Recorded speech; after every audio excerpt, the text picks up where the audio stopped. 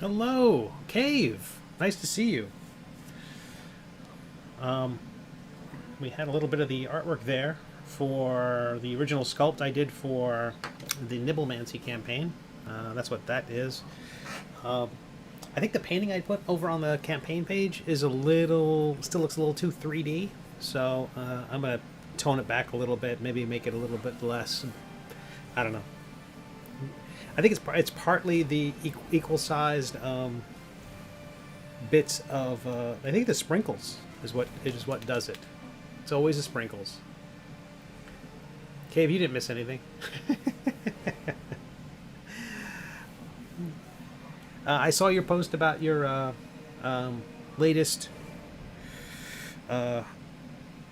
roadblock. It sucks. I'm sorry about that, man. Um, but if anyone's looking to hire someone who's awesome, Cave is the guy. So, yeah, that sucks that you're beating your head against that wall. But I hope everyone's having a lovely day. I've got my 3D printer cooking over there. It's on silent mode, so it's not silent. The fan is louder than the machine, but hopefully it's not too irritating. It is cooking on a large print. I've got a convention this weekend, and I've had this idea to have some big table displays that are meant to be eye-catching and kind of say from a distance what I do, which is, dumb fantasy stuff, whether it is... where are we? Let's open up the Grognard. This will probably open.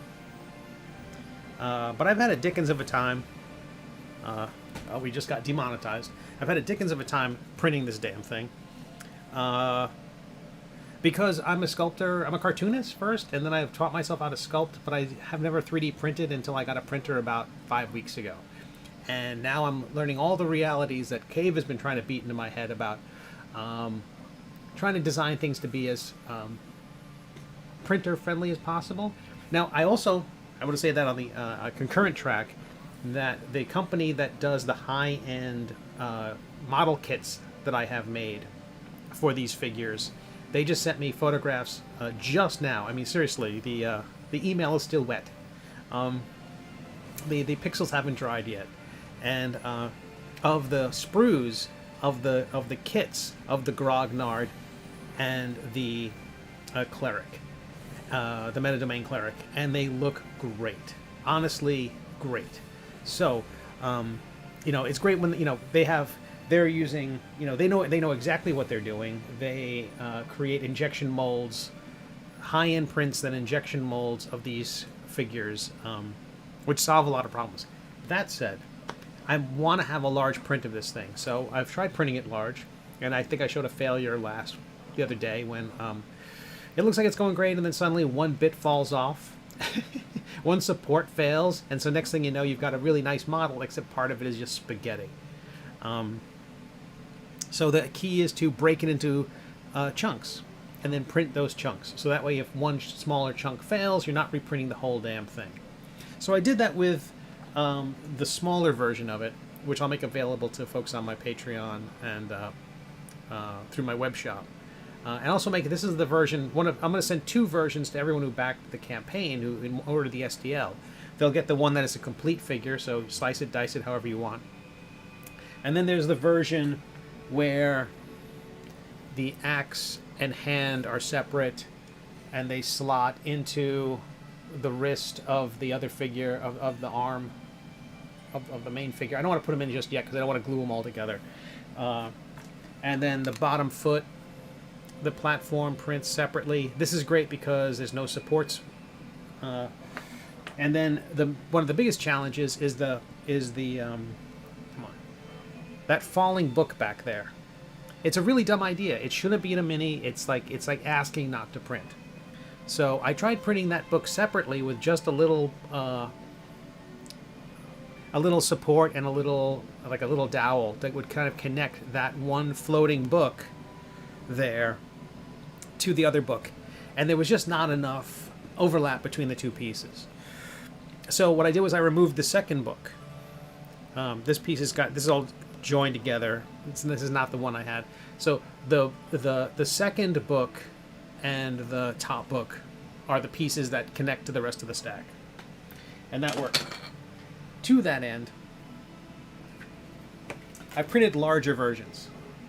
So this is 3 times the size. This is a 6-inch base with the foot and the book, and I sliced the character in half at the waist. Oops. My 3D printing experience has involved a lot of oops. Let me get this figure back so you can see what we're doing here.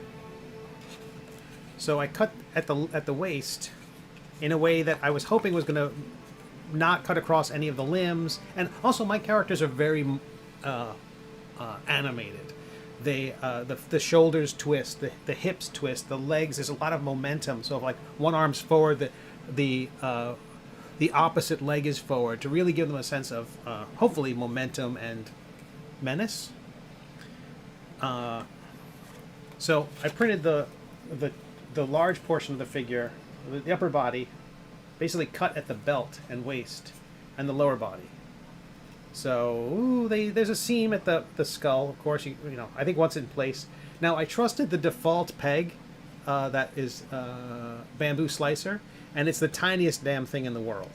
The pegs I have made are, you know, gigantic, and so everything slides together just right. So like I was talking about the book, this large book just slides right in top. So it would take very little glue. You know, they practically can hold together by just the sheer weight of the damn thing. So this will be a gigantic display on my table at the Central Florida Comic-Con this weekend. The big problem with this piece, though, and for some reason I'm not sure, I haven't seen anybody say this yet about the Carbon X1 from Bamboo Lab, or about the A1 Mini and stuff like that. And I know Fat Dragon Games, your buddy Cave, Tom Tullis, has been, he got the A1 and he's singing its praises.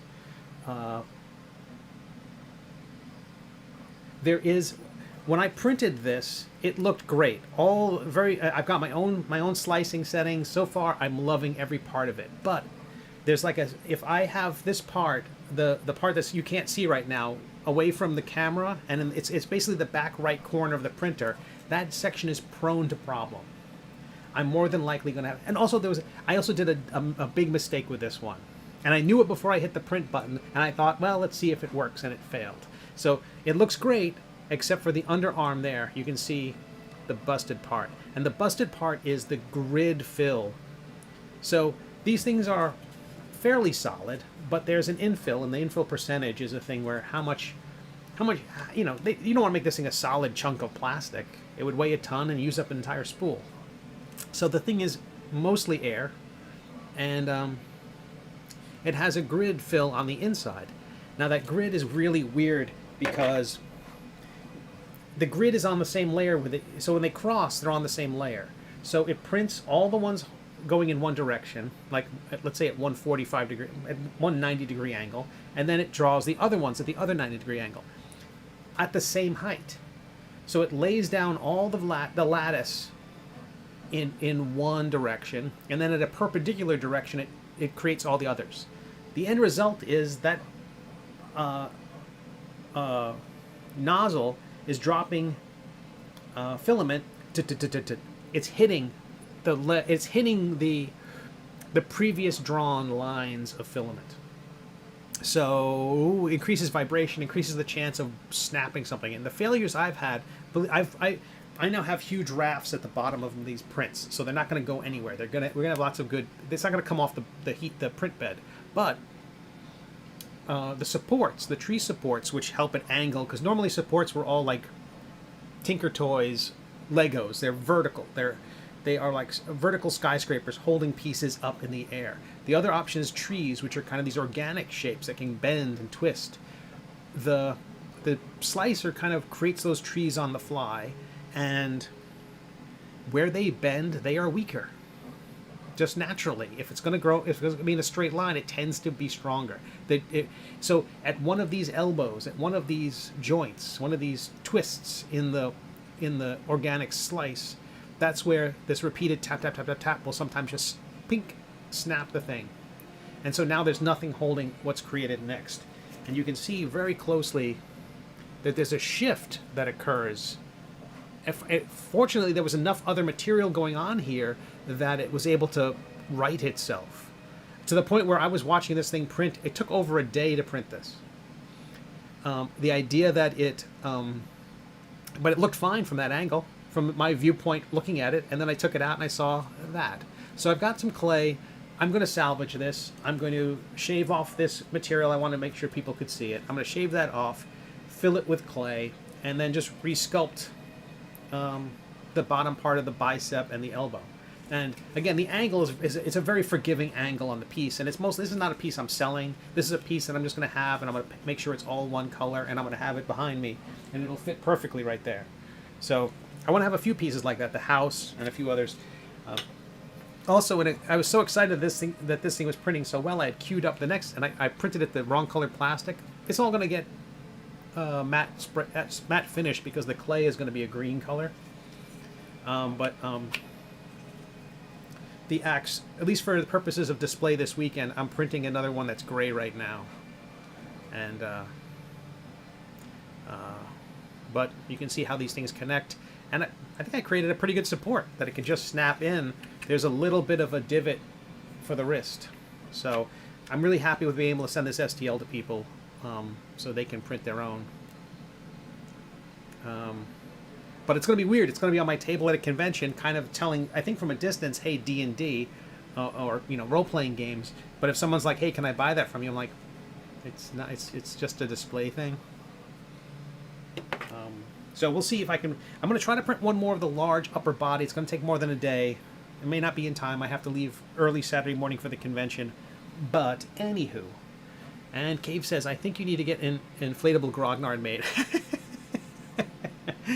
Like those hideous.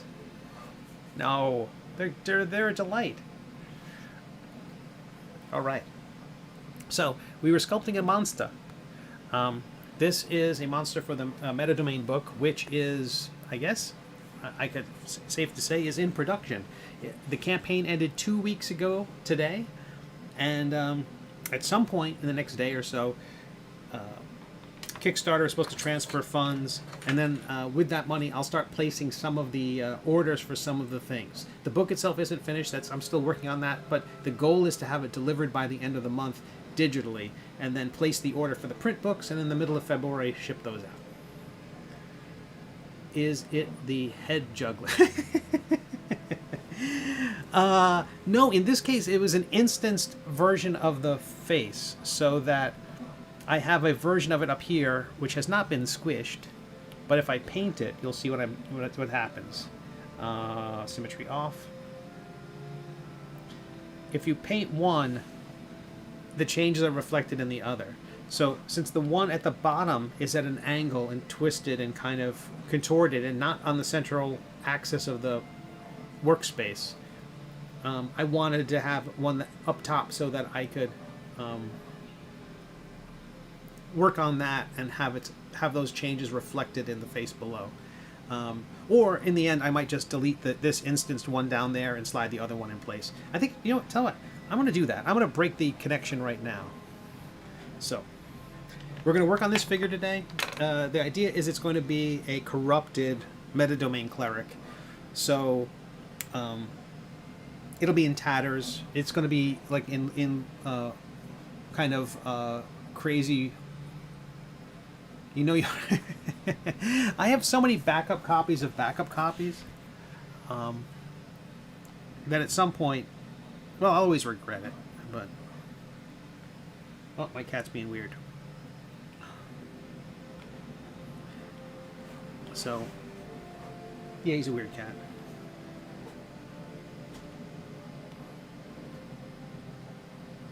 But I hope everyone's having a really good day. I was excited to see the sculpt, not the sculpts, but the the sprues from the casting company. They did a wonderful job.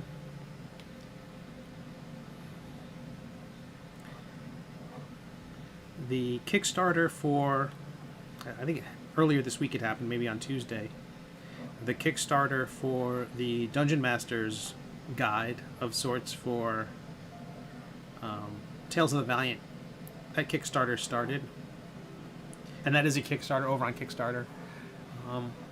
And so far it's doing well. It's not doing MCDM numbers, but it's doing well.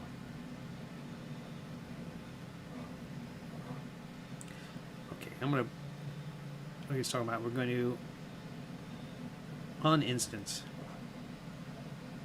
So now if I paint on this, it's not affecting the other. That's good, because I think I'm going to just sculpt the face properly up top and then move it into position. That's what I normally do.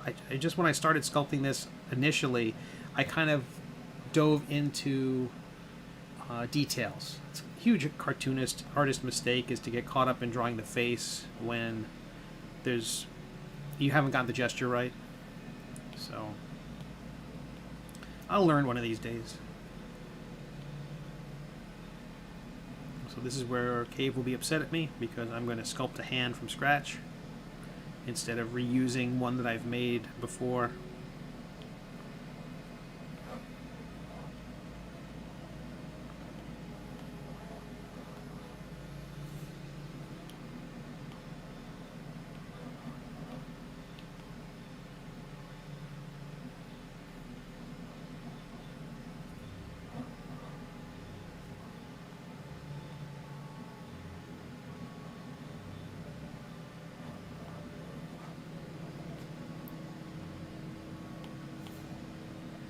But kind of a busy day.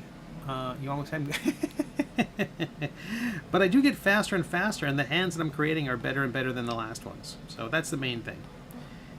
It's sort of like, hey, I've drawn my first. I've done my first oil painting. Now I never have to do one ever again.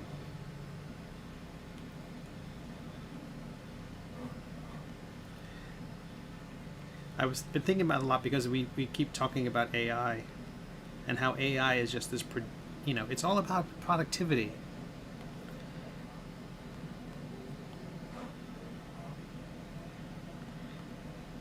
And I'm like, no, this isn't. I feel like this is fun, and it's supposed to be fun. And if I start focusing on productivity, I feel like I'm doing it wrong.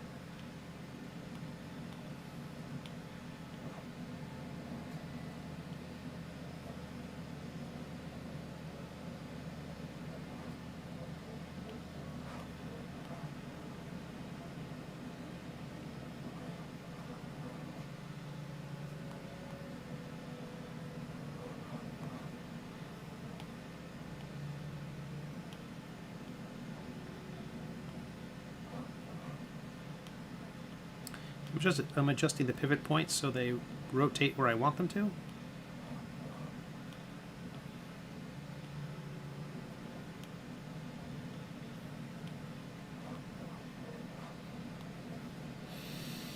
I have no idea what these various pieces are called, of a finger are called.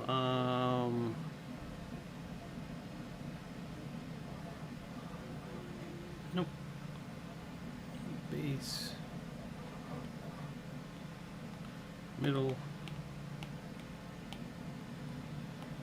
and tip.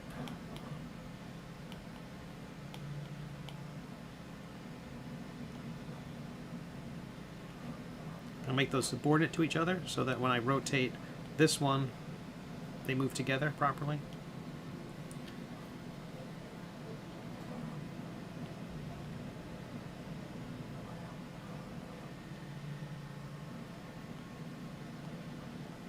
But I've been thinking about your project a lot, Cave. I'm excited for it.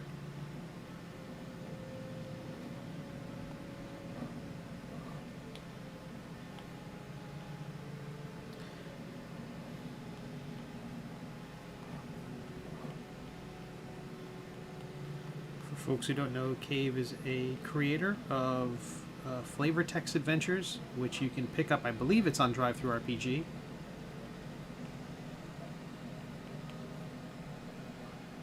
And it is a taste, so to speak, of a larger project, and I am excited for that.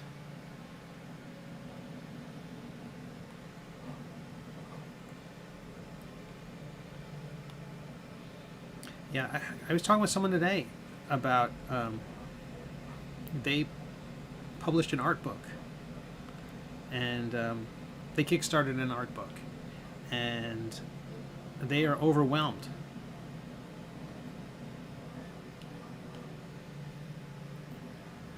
It is such a tremendous amount of work. There are so many things you have to get right. A cartoonist friend of mine recently launched a Kickstarter for the Make 100 project, and their launch included, like, had transposed some number somewhere, like it was a shipping number or the price of something number. And I've had something similar happen where I've launched my campaign and it did not have the proper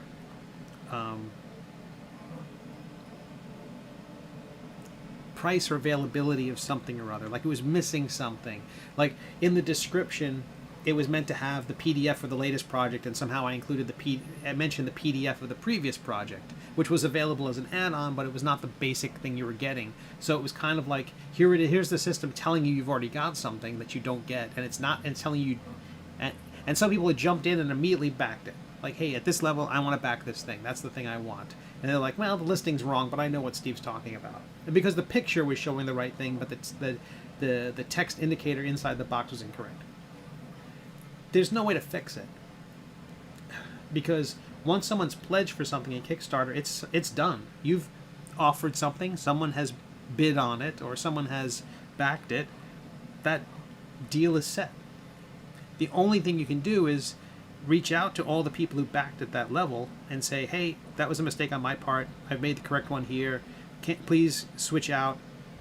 Well, what you can do is you can lock down. You could say no more people can back at the let's call it a broken tier. Let's say there's a broken tier. Nobody can back it. So, and the 4 people or 5 people who've already backed it, they're in. So basically, first of all, put the fire out, and then reach out to those 4 or 5 people and say, this was a mistake. Please sign up at the correct tier. And only then can you hide that. Because otherwise it will be just a tier that exists in the campaign until the end, but nobody else can bid on, has one person in it, is all messed up.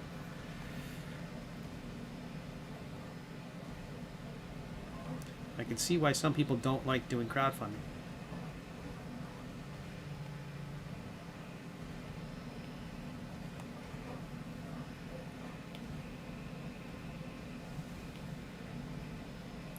Take that back. I can see why it seems like most people. And what's really interesting is that so many more people are doing Kickstarters now. There's a cartoonist, I don't know them, know of them, connected on Twitter, and they were saying that this year they've gotten so many contacts from people saying that they want to do Kickstarters. I think just as the corporate world keeps kicking people in the jimmies,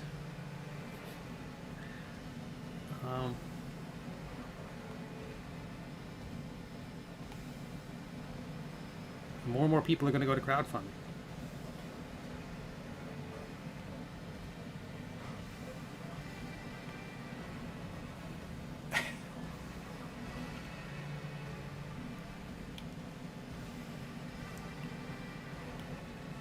Good to see you, Eric. I think you know exactly what I'm sculpting. Welcome, everyone. I'm finally going to monetize this channel.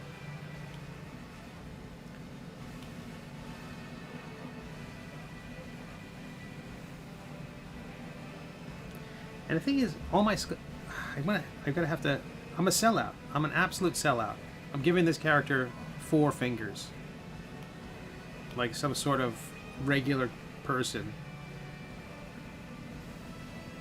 All my comics have like the characters with, like Mickey Mouse or Simpsons. They've got 3 fingers and a thumb. And so, again, I never thought I'd be doing TTRPG projects. I've loved them forever. I've made my own since I was a kid. Multiple RPG games. Some I'd finished, and many I'd started. But then when the Kickstarter took off, then I started finding myself doing more and more, and people were like, "Why does this character only have 3 fingers?" And now with AI, I'm like, "No. I drew it with the wrong number of fingers." Sure you did. Mickey Mouse is clearly AI. Alright,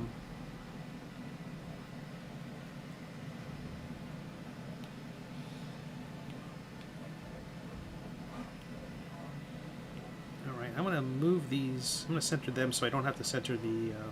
I can keep the palm centered as well. At least for a moment, anyway. I'm going to have to do some changes to it.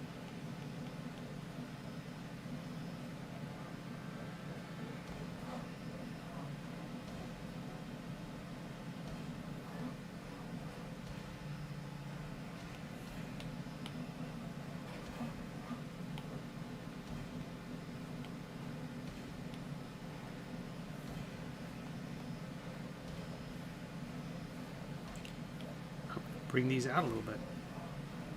I don't think the knuckles are in a straight line necessarily. I think the index finger is a little further north. And then for the thumb, I generally take one of these fingers. Sure, let's use that one.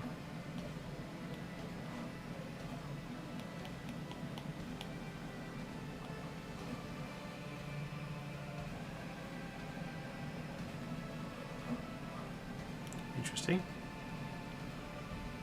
Delete. Clone the whole thing.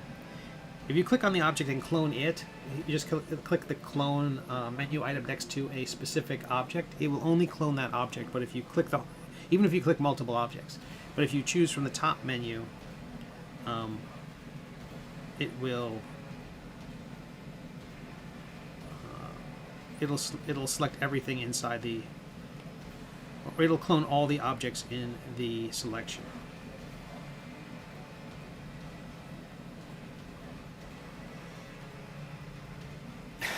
Tower Games, how are you?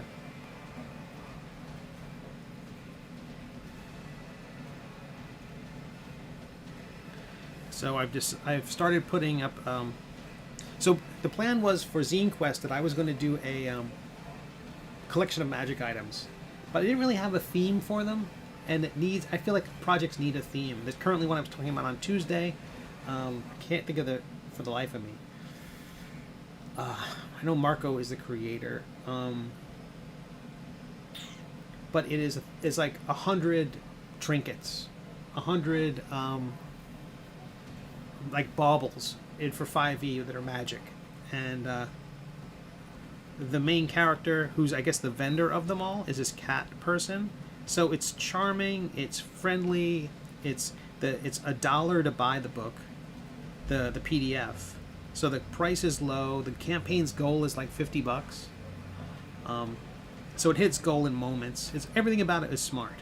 If someone's going to do a Kickstarter, that's the way to go. You start with a low goal. You know. Now this person has done many projects before, so they have a benefit in that as they do a new Kickstarter, they get to say, buy my previous stuff too.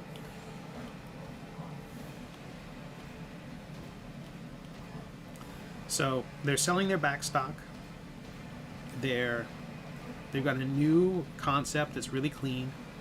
And I felt like the one I was selling didn't have that. It didn't have that kind of... I mean, the character's funny, but it's almost like a trope.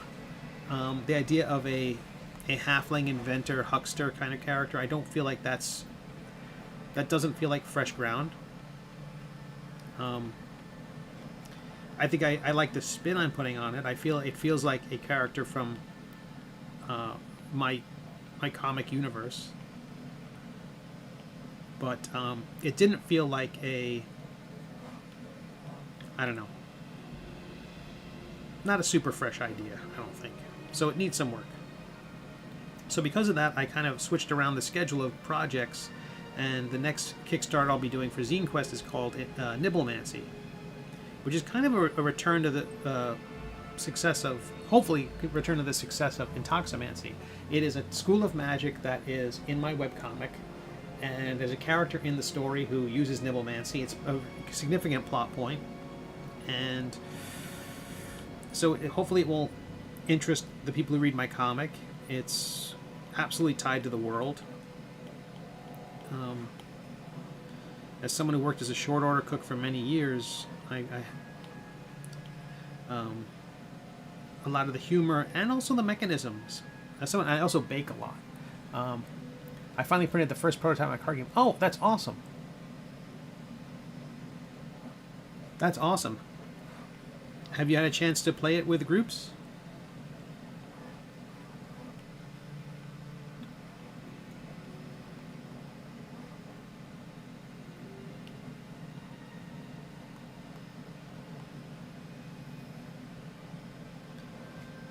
So let the palm.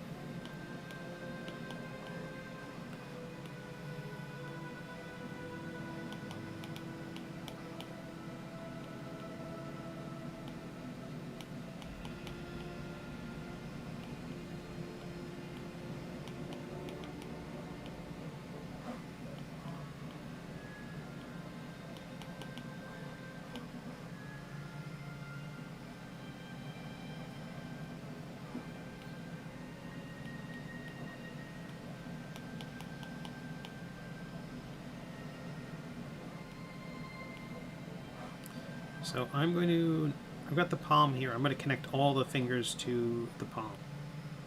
So as I rotate the palm, you hopefully solve all the other problems. Oof, trouble with words. So the goal as well here is going to be to duplicate this and create the other hand. So hopefully it will solve some problems ahead of time.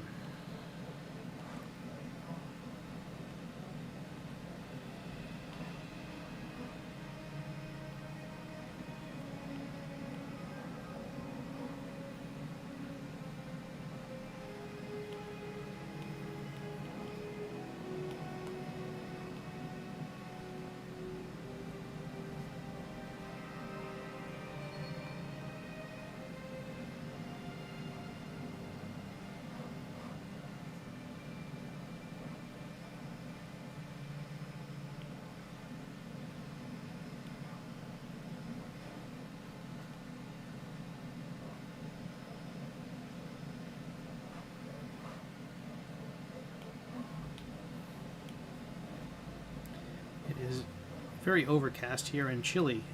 I know it's not like what it is in the rest of the U.S., but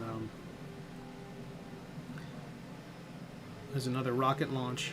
I can see I'm about an hour north of Cape Canaveral, and so I get to see rocket launches when they happen, if the weather permits. There aren't many excellent perks to living in Florida, but I think seeing rocket launches counts as one. And they have there's a manned mission launching today. It's a commercial mission. I think it's a SpaceX one. Played it once and immediately realized I had to make a lot of adjustments. That's great. May try to make a digital version. It'll take less time to iterate. That's a great idea. I'm going to remesh that hand, the palm anyway.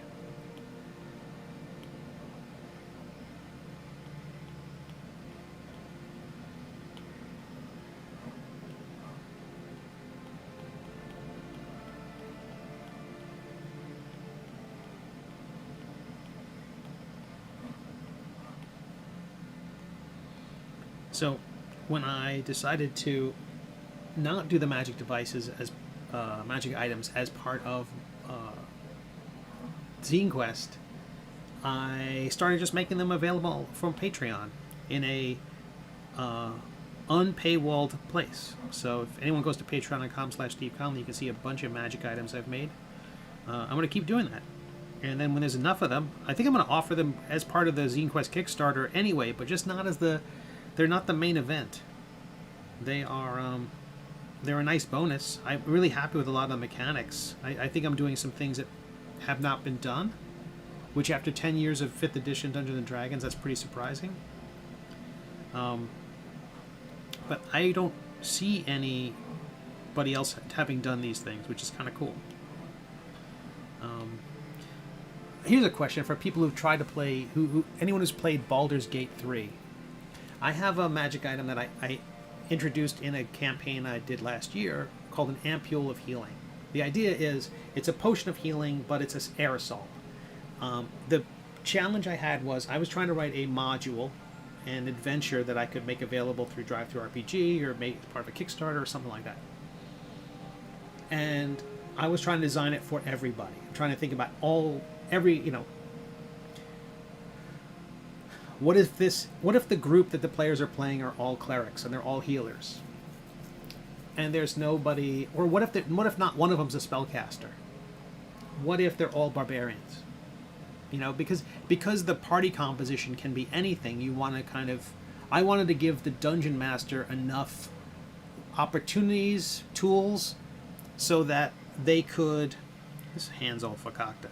I'm going to smooth this out a little bit and tweak it some more. It's the villain and all, so it can be like kind of more creepy looking, but to me it doesn't feel right. It's got to taper more. So I want to give the dungeon master lots of opportunities to do cool stuff and give them ways out of situations. Like, for instance, one of the things that's really boring about Dungeons & Dragons is this thing called a short rest, which the characters take a break for an hour and they get to convert a resource that has no other purpose really, called a hit dice, and they get to convert that into hit points. But to me, in terms of an adventure, characters traveling through a dungeon, taking an hour-long break would just kill the momentum. So I wanted to avoid that. And because the main reason why people would do it would be some spellcasters replenish their spell slots, clerics replenish their divine intervention? Not the divine intervention, excuse me, their it's all a blur right now. All I'm thinking about is 3D models. I say that and my brain is still looking for the right word. Anywho, the short rest replenishes a bunch of things. I want to avoid all that, so I thought let's put this potion, a potion in there that you crack open, and everybody within the radius, everybody next to the person who cracks it open gets healed. But when you say next to somebody in a game, which the character can be large, what if a dragon cracks it open? Everybody next to the dragon? That's a much larger area. So I have to put in the size restrictions. I have to do all this stuff when I try to make it a tool that other dungeon masters and players can use. So I created it for that reason, but I'm too busy playing football, you nerds.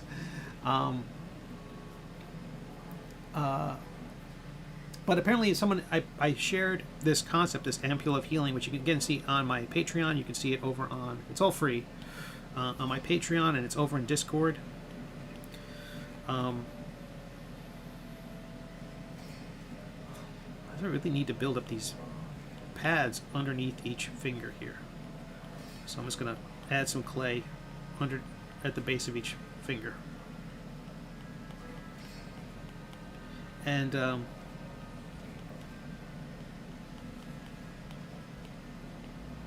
smoothing it out.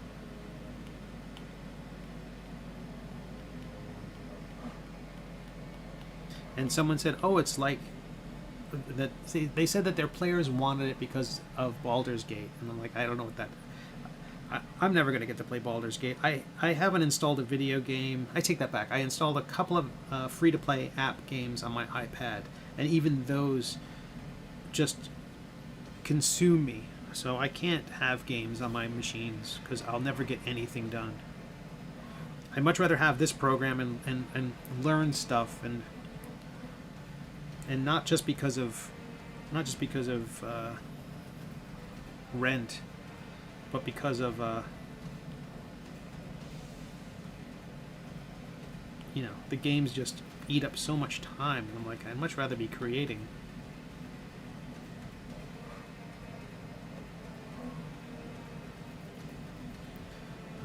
I'm going to go ahead and fill this area in and meet that kind of other piece halfway. Smooth it.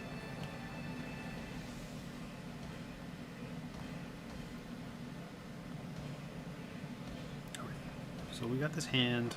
Let's take this whole thing. I want to save. So I haven't saved in an age. Clone the whole thing. Hide the first one. Let's see if we can make the hand we want out of this. First what I'm going to do is I'm going to change the pivot point so it's down closer to the wrist.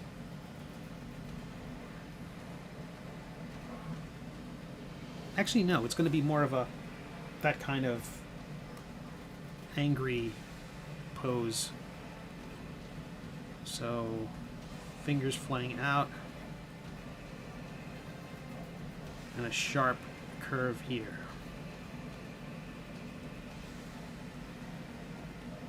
The idea that the hand would have this sort of backwards bend to it, this kind of angry flexing.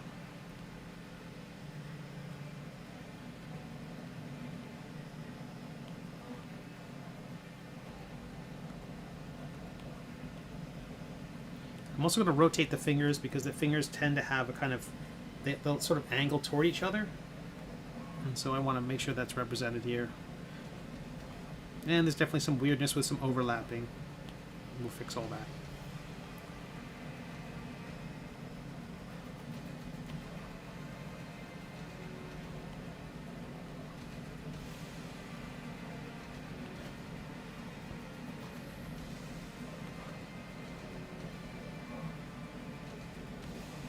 Rotate those out a little bit.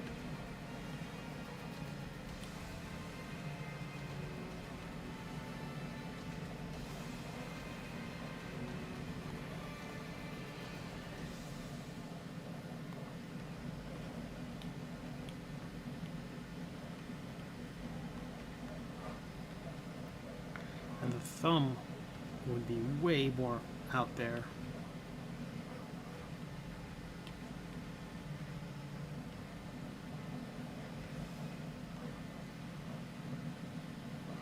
Over the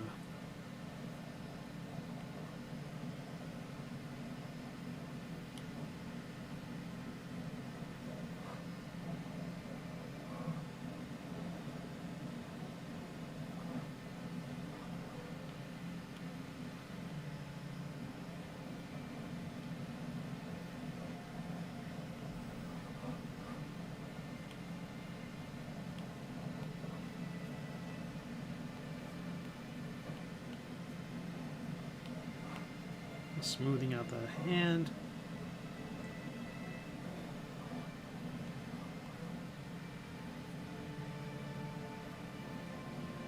This piece should be like that edge of that hidden part of the thumb, that kind of like the finger's made up of three pieces and that hidden part is under the thumb. It's kind of right there. And you want to use that to define that 45-degree angle. At least I do.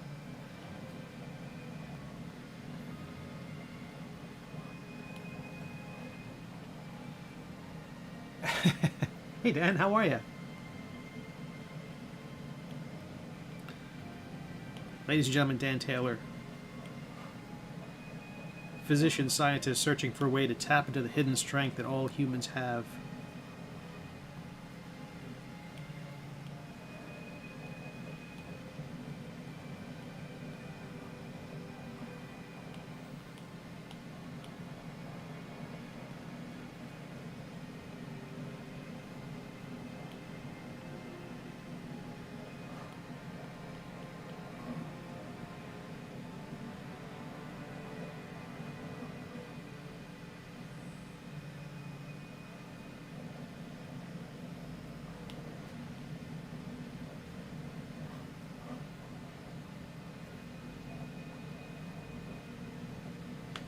feel like the fingers have to be splayed out more to really sell the anger.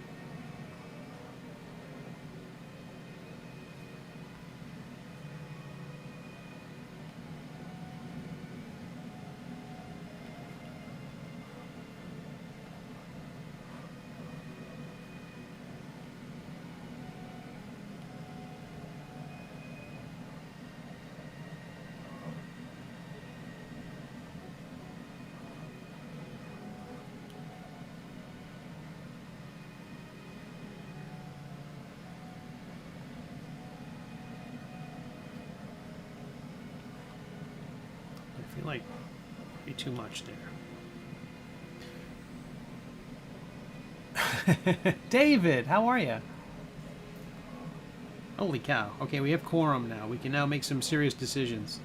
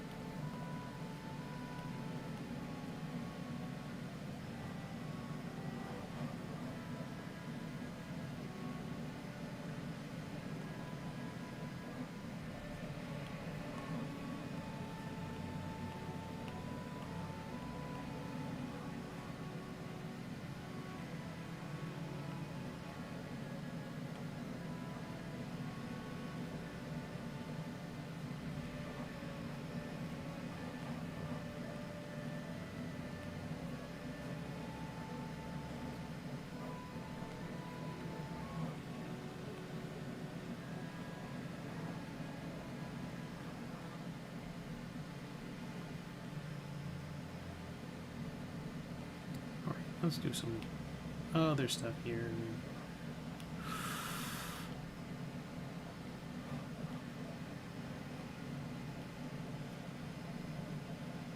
I'm elongating the fingers to hopefully make the hand slightly creepier.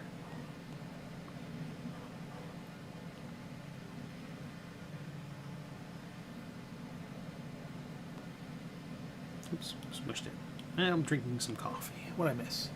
Quorum is my... I hope everyone's having a fantastic Thursday. Let me show you some stuff I was doing here. Behind, you might hear hopefully lightly in the background, is the 3D printer cooking on a replacement sword hand.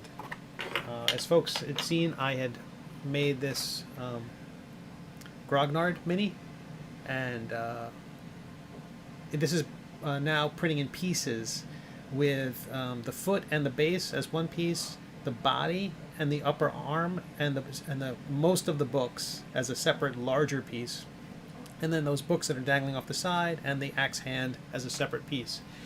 I am printing them all now 3 up. Oh, excuse me. Oh, gotta mute myself. That was the sneeze button. I'm printing it three times up and printing a much larger version. I've cut the figure.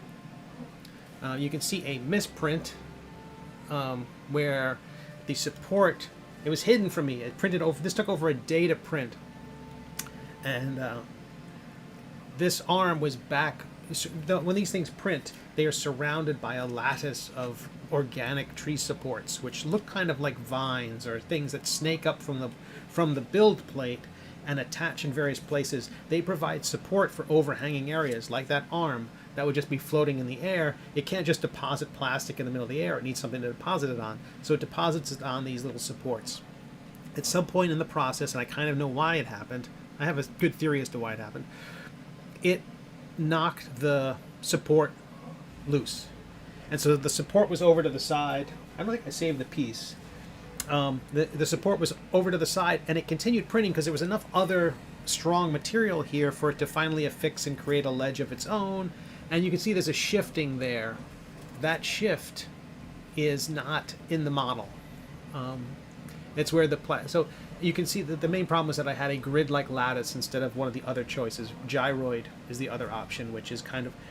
The trouble is these lattices overlap one another, and when they overlap, they hit each other, and it increases vibration, increases the chance of knocking something loose. Gyroids never as is well known, gyroids never cross.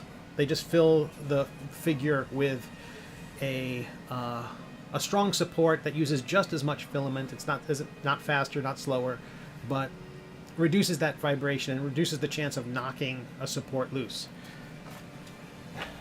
And the books, to handle that support, I have a rather large, almost novelty-sized cup holder there, where I can place these other books into that support. And so, there's enough tension there that's printing fine and supporting each other. But once I have room for glue in there, all of this will fit. I printed the axe hand the wrong color, so very C3PO. So this whole thing is going to be huge. It'll be on a 6-inch base, and I think the final version will be in the background here, and it'll fit in that space. So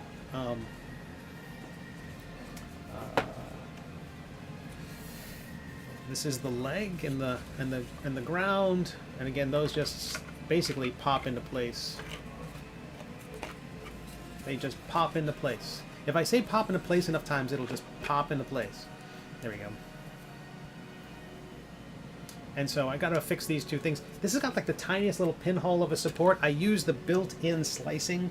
The software has a slicing option, and I had never used it before, but I was tired of this thing misprinting, and I'm like, let me just cut it in half and print it in half, and we'll find out which part is the biggest.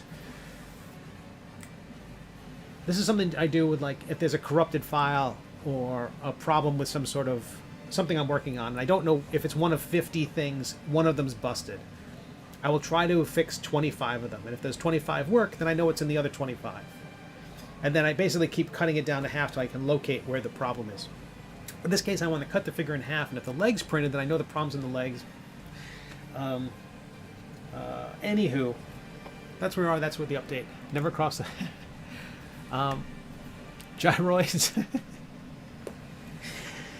Well, you're at that age, Dan. A little putty can have a tricep bulge. That's exactly right, David. I got some of the green stuff, which Army Painter, the people who make model paints for like Warhammer and stuff, they sell that green stuff. Blue putty and yellow putty, you mush it together until it becomes a really sticky, air-drying green putty. I'll fix that. I'm not going to waste this thing because what's printing in the background is the proper gray color of this axe. It printed, and I'm like, that seems darker. Did I do something? Oh, for the love of Pete. I was in a very fortunate position where I was able to get a 3D printer that has an AMS, what Bamboo calls automatic material system. And so it has 4 cartridges, 3 spool. I can do numbers and words. It has 4 spools. It's 3 letters, 4 spools of filament. And you select when you go to print which one of the spools you want to use, or you can mix and match, as I did with these, which is that you see that's printed in at least 2 pieces, two different colors. And I chose the wrong one, so printed with a darker plastic. Anywho, we're sculpting a hand. We're sculpting. It's a good starting point. There's a lot to do here.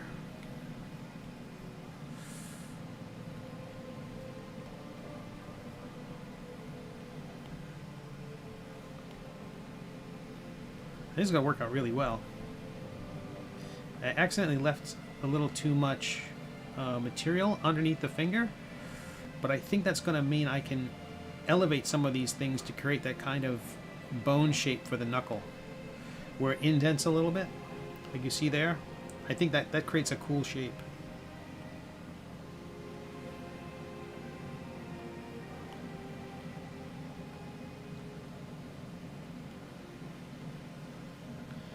And then once I get these roughly where I want them to be, then I'll mush them all together and then just start sculpting on top. But I just want to get I want them to get close to what they should look like. So this weekend I will be at the Central Florida Comic Con, first convention of the year. I've set up at that show a few times. They're very nice to me.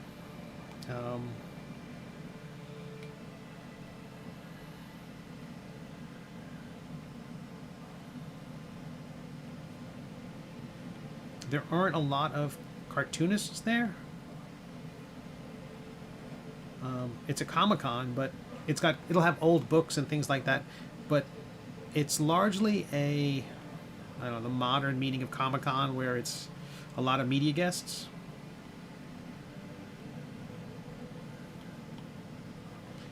It seems like it's any complaining about the nature of Comic-Cons changing seems like a lost cause at this point.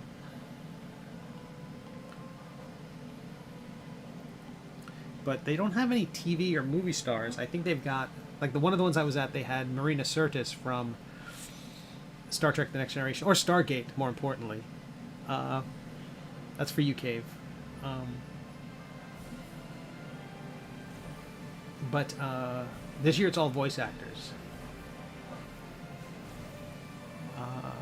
I'm a total newbie when it comes to 3D printing. It looks interesting, though. It is really cool. There is a company called Bamboo Labs, which makes 3D printers, and they have been introducing user-friendly 3D printers. A lot of printers up until now, and almost all the resin printers, are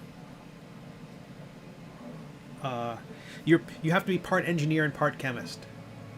There's and if you're into that, that's awesome. And I just think it would require like a whole new set of skills. Whereas I wouldn't say that these machines are plug and play, but they're getting closer.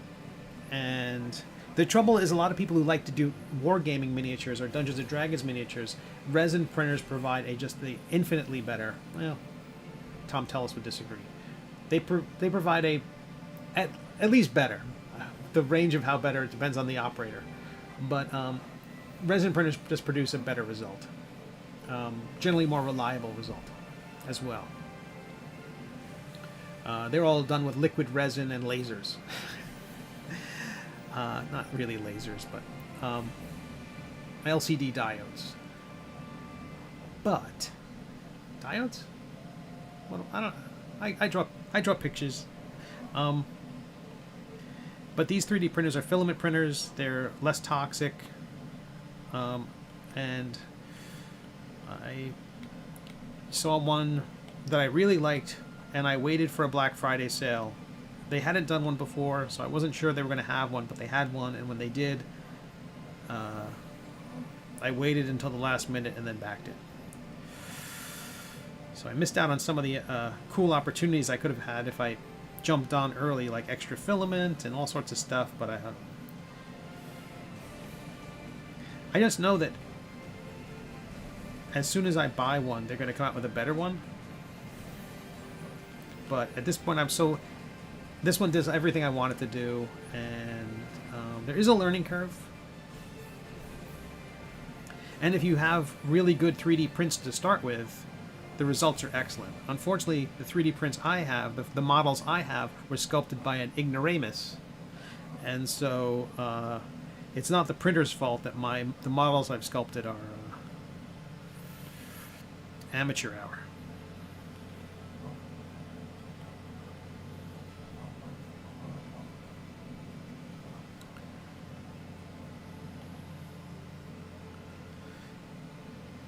The sculpts I've been making are really good unless you are reliant at all on gravity.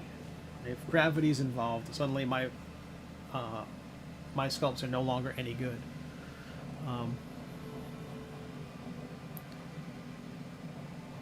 I've never seen gargoyles. I don't.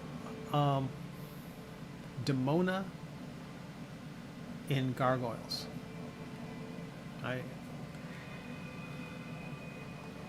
I'm old, Gandalf.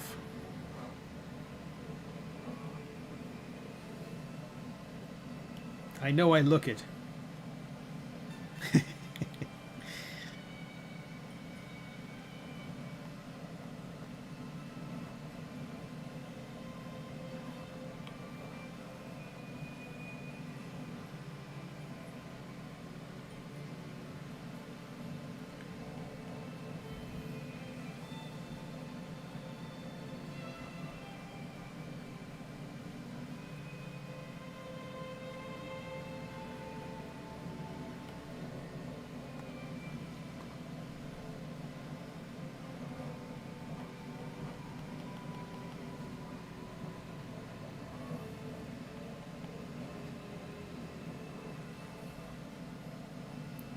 Alright, let me take this hand, save, and then we'll move this hand down into position, and we'll see how it looks. Roughly into position. I'm going to set this to kind of...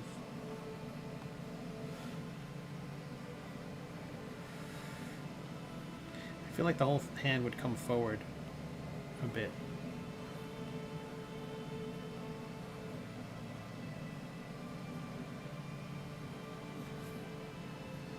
Like there. So the two fingers would come back and the pinky would extend further out.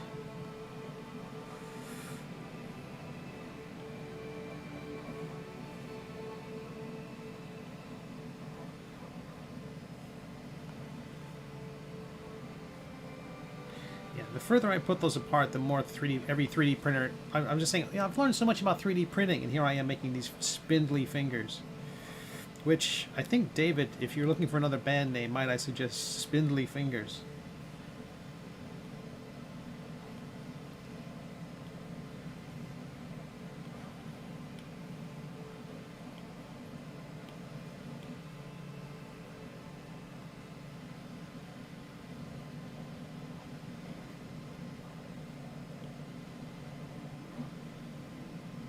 What I will do is, as well, I'll put the thumb on the right side of the, on the correct side of the hand.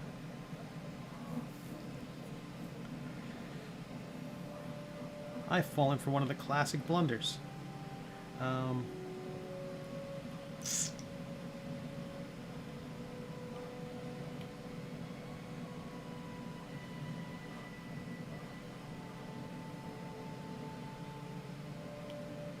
wish... I truly wish there was a better flipping function in this program.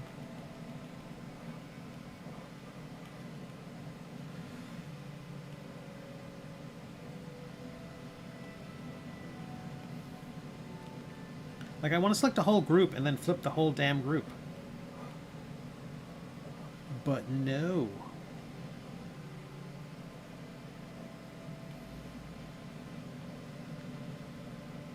Like, symmetry. Let me flip the group. Let me. You bastards. All right, let me do that change I was just talking about. Bring these out a little bit further. Bring that in and bring that one in a lot. Maybe out a little bit. Rotate it. All right, let's flip these things.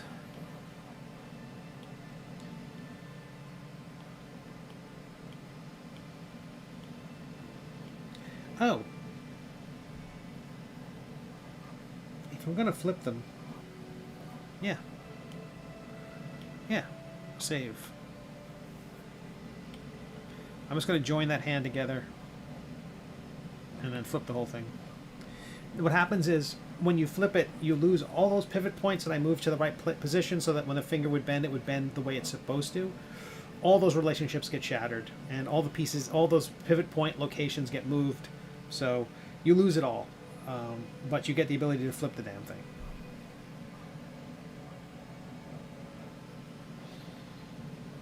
So if I want to move those individual digits again, I have to muck around with it some more.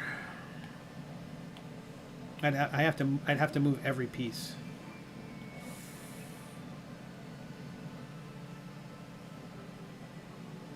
But those are the sorts of things I complain about when I know that my grandfather, if he were still with us, would just be able to come up behind me and just whack me in the back of the head. Oh, does Steve with his 1,000 undos feel like life is hard?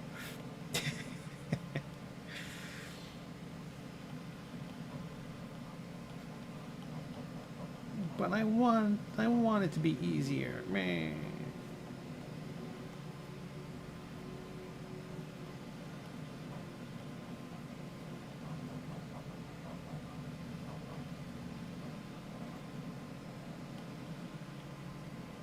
That was an impression of me and my grandfather. I thought you'd enjoy that. That vivid reenactment.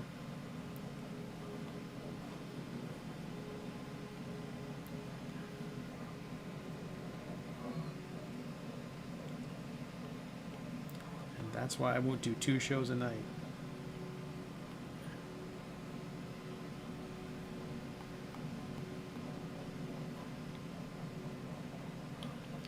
Sip some coffee. But Gargoyles is 30 years now. Yeah, but I'm like 1,000,000 years old, Eric. I'm like...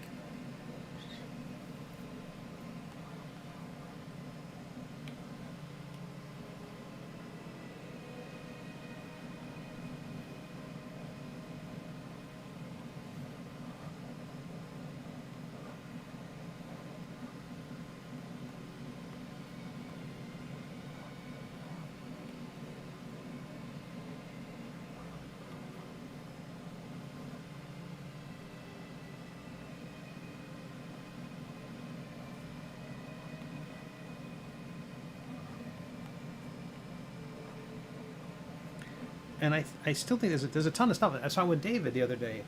Dave was mentioning here on that I haven't read Stephen King. I haven't read Terry Pratchett. So on the list of things I have to do, Gargoyles is not on the list. I'm rewatching stuff. I'm in the middle of. I'm just starting The Bear over again, which is a show, a more recent show. I think it did look really well at the Emmys. But I've really been enjoying it. It's a very stressful show. I find it very stressful.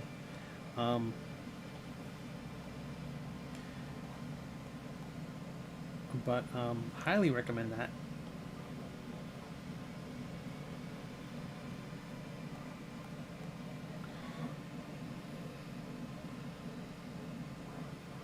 I'm going to make this hand, right hand,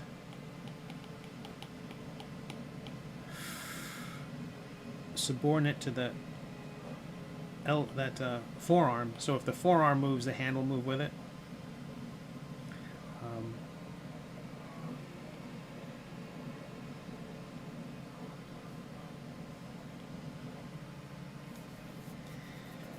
I've got to drape this figure with stuff. We talked about in the last stream that the pose was wrong. That I don't want the character moving forward. I want them standing more with a wide stance, much stronger stance. MJD says, you do all this on the tablet, right? Yeah, I do. This is all done with a program called Nomad on an iPad. It's on an iPad Pro, so the Apple Pencil it's a much more accurate device than a standard iPad. But it's also available on Android devices as well. And I think there's a free demo version on Android. And if you go to there's also one on the web. So if you have a desktop or laptop with a browser, you're able to create a simple. You're able to try the program out, but it's called Nomad Sculpt. Blender also allows for programming geometry. Oh, that's nice. Yeah, I tried Blender. I downloaded Blender, I opened it, and I was immediately overwhelmed. When I opened this program for the first time, it had about half as many options as it currently has. So it was easy for me. It was basically just a ball of clay that had some symmetry tools and a few other functions. And it's still largely that. There's no extrusion tools. There's no high-end measurement tools. Like you can't say, let's create a box at this size with a hollow of this size and all this and all those other things. It's much more a little more arty and more intuitive. So there's a program called Shaper 3D I've been trying. Other folks have been recommending Fusion 360, but I've also found out that that program also has a subscription fee now. So some people don't like it for that reason. Or they are less enthusiastic about it.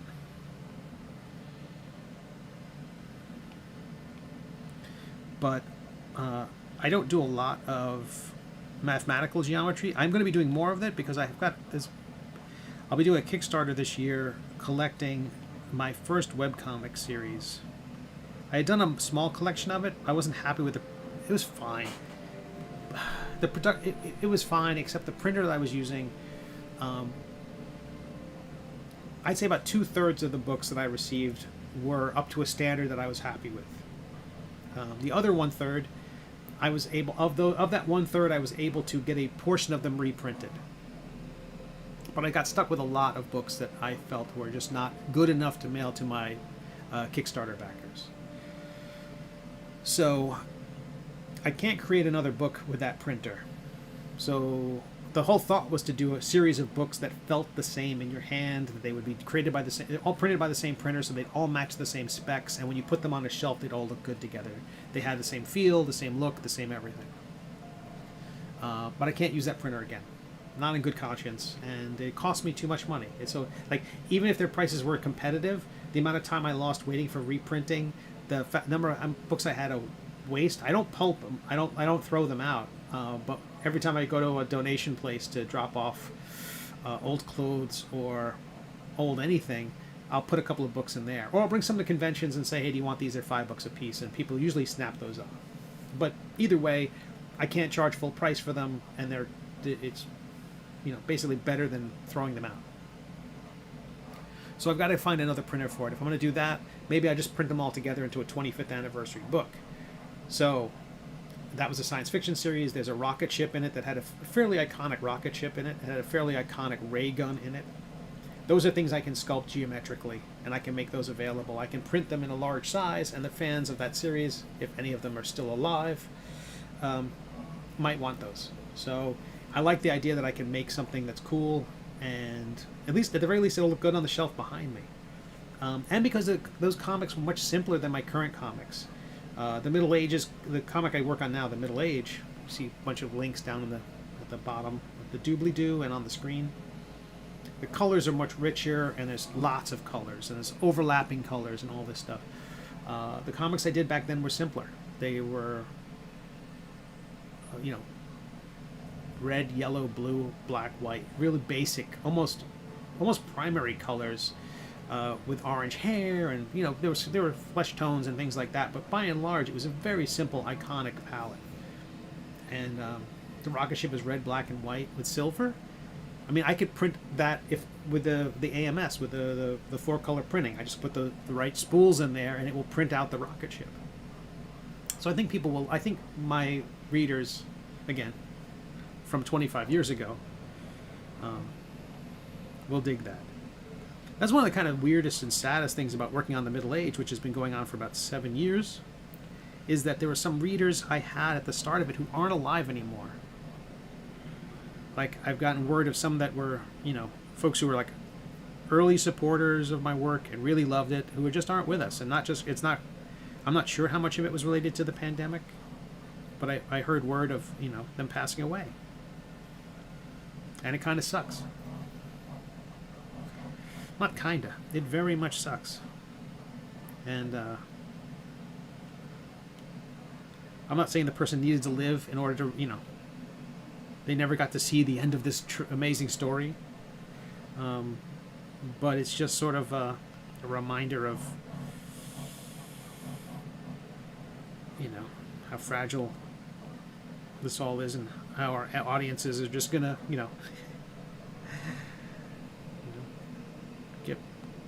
get your stuff out while you can. Again, I'm horribly old. So.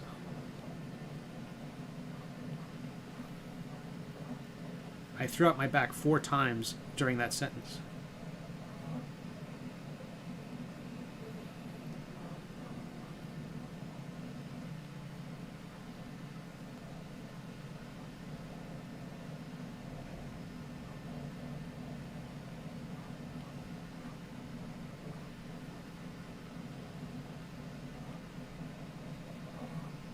Don't know why I'm spending all this time working on the musculature, because the character is largely covered in robes.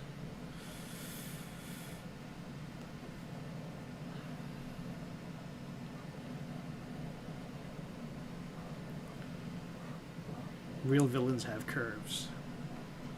Okay.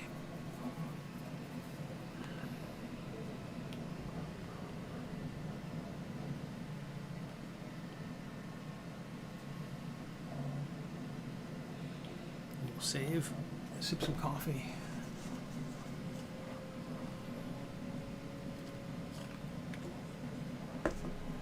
How we doing? Oh my goodness. Thank you, Hive Cybernetics, whoever you are. They just placed an order on my web shop. What do they get? The Middle Age Volumes 1 and 2. How delightful is that?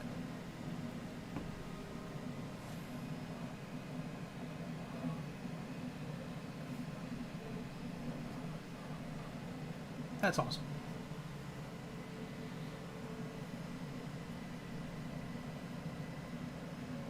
That's excellent.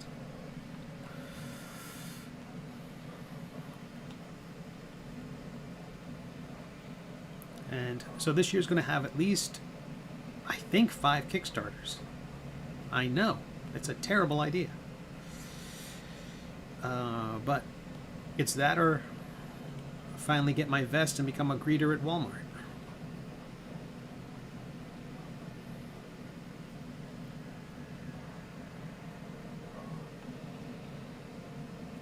So there will be 3 RPG books.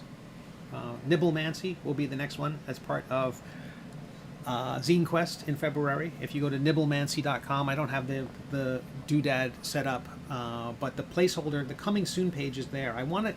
One of the keys if you're going to do a Kickstarter, little tip, get that coming soon page up as soon as possible. You don't have to complete everything. You just have to make a good enough campaign to submit to Kickstarter for them to say, okay, this looks legit. And you've seen Kickstarters on there that are not very legit looking. They will approve as long as you've got your shoelaces tied and your I's don't have to be dotted, T's don't have to be crossed. You just basically have to have the semblance of a project for approval. And if you've connected your bank account, you've done all the things you need to do to procedurally have a Kickstarter, even if none of the math makes sense, you can submit that for approval. Usually takes 2 to 3 business days for to do it. This is my 10th campaign. They approved me instantly. I still build a placeholder campaign so that if they do decide to kick the tires, they'll go, okay, this is a legit campaign. But all of that I'm trashing. What I submit to them is largely a rough idea of what the campaign will be. The good news is that once they approve it, you're able to put that coming soon page up. And that page lets people who have Kickstarter accounts click notify me on launch. That means when they get basically put in the queue, on the waiting list. And when the campaign goes live, they will get an email. And they can jump on board and support the campaign. So having that coming soon page, in addition to your own mailing list and your whatever social media is worth anymore, having all those other things available, that coming soon page is most important because those are the folks with Kickstarter accounts, right? They're folks who have backed Kickstarters in the past and are more likely to back a future Kickstarter like yours.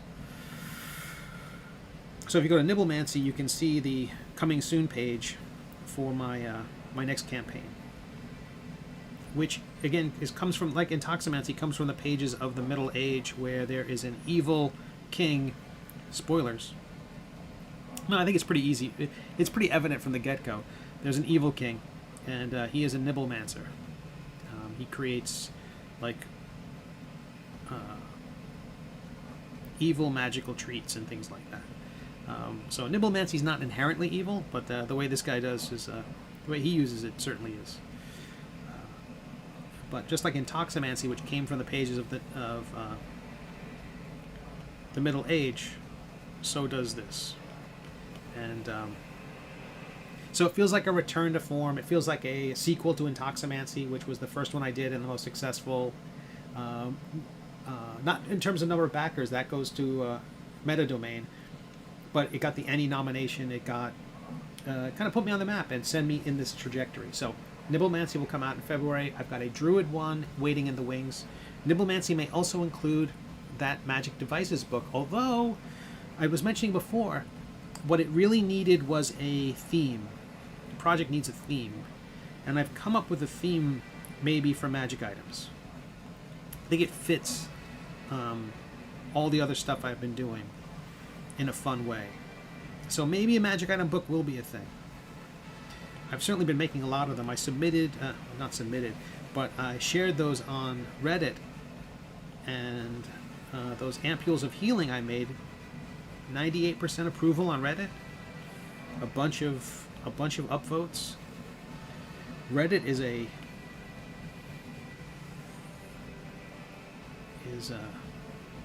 fairly unforgiving,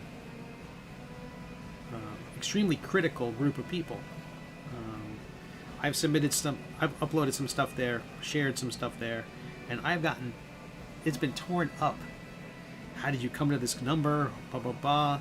Because there's a lot of D&D rules don't make sense, but they have rules. So as someone who's homebrewing and creating third-party content, technically just making 5e content that's just not Hasbro, you're kind of beholden to Hasbro's rules, even if they don't make sense. And so when you create something that tries to make sense of those rules or changes those rules to be more logical, you will find resistance from people who say those aren't the rules. And I'm like, I know they're not the rules. This is a new thing you're seeing here. You get to choose which one's correct. And if you don't like what I've created, neato. But it will require a bit of cognitive dissonance to hold both of these things in your head at the same time.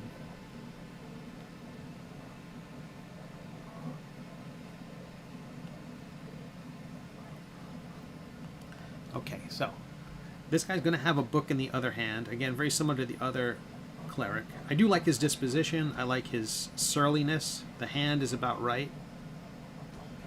I don't know. Maybe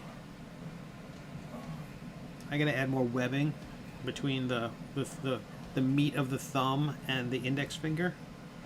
I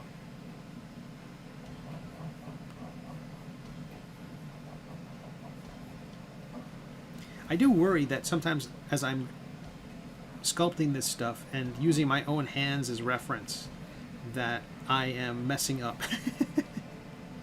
I did that in some of my early comics.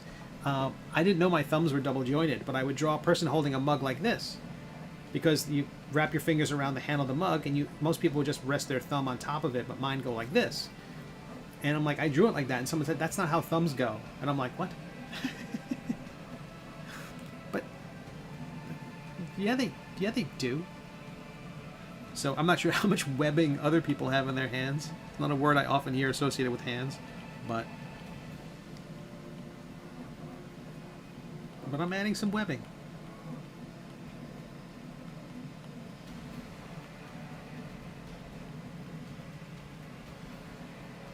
Now what's interesting is this was a joined object, not a fused, remeshed object. So I don't know how... These should still be separate pieces, I think. Even though I'm kind of sculpting on top of them right now. Yeah, we'll see. We'll see. All right, let's get some robes on this guy. So what I'm going to do is I'm going to take the shoulders. I'm going to clone this guy.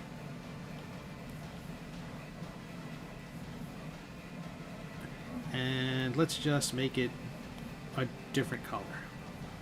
I'm going to clone this. And make that a different color.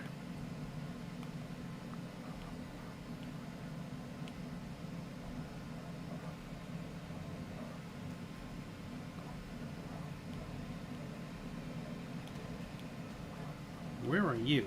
That's the... I'm going to lump all those together.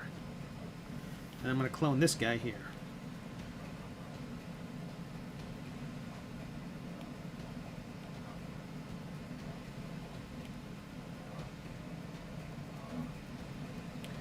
Did that just... What did that just do? It cloned the group and not the thing. Silly.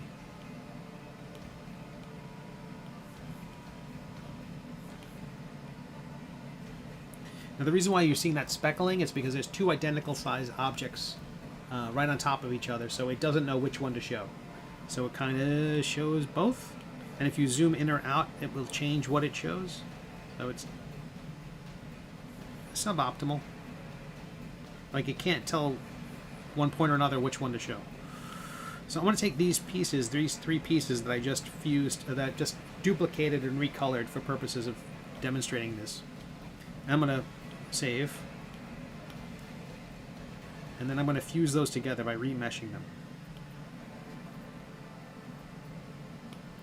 The idea is by remeshing these into a single piece, I'm now going to use these and stretch them and distort them and let them drape over the body. And from that drapery, I'm going to carve pieces out of it and pop those off to create layers of torn and tattered fabric, so that this character is going to be Dementor-like, I guess, in a way, or just having the torn cape effect. I don't want them floating or anything like that. This is just more someone who is just not really all that concerned with appearances. This is a person who is malevolent. I'm just running it over with the smooth tool. Again, this is fabric that'll be draped over the body, so I just want to get rid of some of the immediate details. You can see it filled in gaps and things like that. The idea is the character is going to have a big collar, and they're going to have bare arms with sleeves that are torn and draping down. So the shape of the figure just needs to be hinted through all that. How we doing? Now, for folks who don't know who I am, my name is Steve Conley. I write and draw the webcomic The Middle Age. Episode 299 was just posted. You can read it on the Discord, on my website, or on my Patreon. It'll be available on WEBTOONs and Tapas on Monday. This weekend I will be a guest at the Central Florida Comic-Con. In addition to making comics, I also create supplements for Dungeons and Dragons. Source books based on magic and elements from the worlds of my comics, but they've proven popular enough so that I'm just kind of going with it and just making more and more. Tell you what, I'm going to clone the rump. That's right.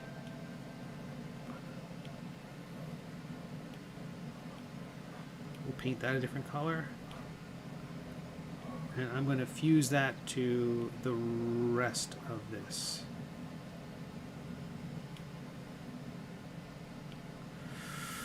That way, as I pull drapery off of that, there'll still be a hint of a physique underneath it all, even if it's obscured. There's just something about having making sure that the drapery is hanging on something. So it's like, if you're going to have all this drapery, why even sculpt the figure? Just sculpt the drapery. Like, I need the figure to know what the drapery is doing. And like, if your figures are so distorted, mine are, they tend to have the proportions of kind of a halfling. They kind of have proportions of to the point where someone asked if the character on the front of, can I get they asked for the artwork of that halfling Meta Domain Cleric, and I'm like, I guess I need to make one. I haven't made one. He's like, no, the one on the cover. That's a halfling? All right. I guess it is. I did not know.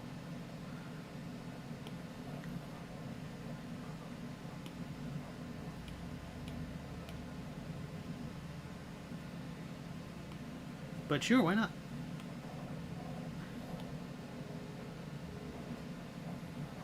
The thing about the webcomic was, when I was when the Middle Age started, well, before it started,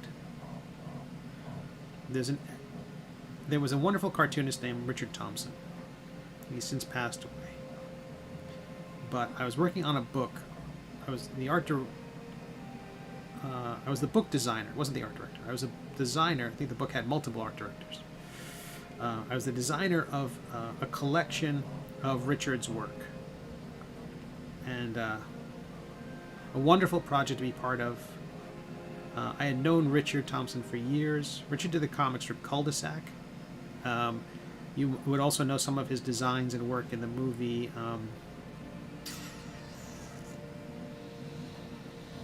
Oh boy, Steve. It's a Pixar movie about a young character with the 4 disparate emotions. I am drawing a blank as to what it was called. Inside Out. He did the character designs and work on Inside Out. And Richard was a very funny, wonderful guy. And I got to work on that project. And his work, he was mostly known for doing a comic strip called Cul-de-sac. He'd done other stuff, many other things. He's known for a lot of other stuff. His Wikipedia page is worth checking out. But he... so we're doing this art book, and his editor I met at a comic convention. I'm going to remesh this. That will help, because as you stretch and stretch this clay out, it tends to get weaker. The lattice that defines it tends to get stretched to the point where it starts creating artifacts and weirdness, or starts to increase the resolution so high in a way that you don't want it to. And remesh will just kind of even out that mesh around the whole thing, and you can keep working on it. So I met his editor at the Small Press Expo, which is a convention in Maryland. And they liked my work. The work I was doing at the time. An element of it. I was doing a kind of a kid's comic, and but it had sort of anti-corporate shtick in it. The story was about a little space monkey, and he's on a planet. He just kind of wants to be left alone and have his own life in his own little world. And this big company lands and starts sending robots, and it's a very relatable story about, I think, about people just wanting to be left alone to do their stuff and being intruded upon by corporations and faceless robots and all the kind of nonsense we deal with nowadays. So it's a kid's story, but it had like it was following that concept of write what you know. And so there was some, much like the Middle Age, I think anybody can read it. Kids can read it. I know kids do read it, but parents who read it will get more out of it. We'll get different stuff out of it. Similarly, this kid's story, I thought would be read by parents to kids, and I wanted there to be stuff for the parents. And so there were all these things in the back of the story, not the back, but in the background of the story, like cynical corporate posters. And it was that stuff that the editor really warmed to, and asked, hey, if I ever want to do a comic strip, I should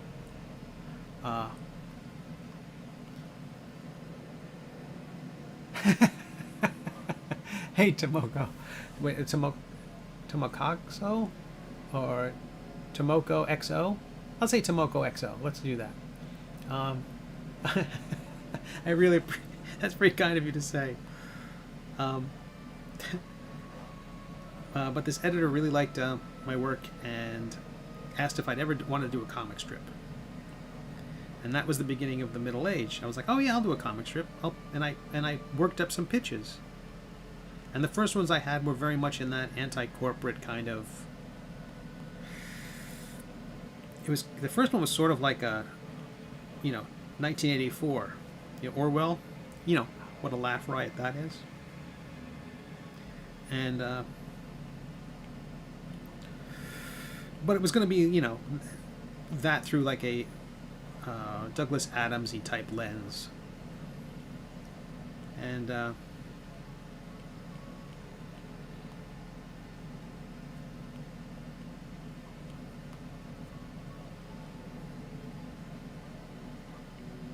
me drape this fabric out.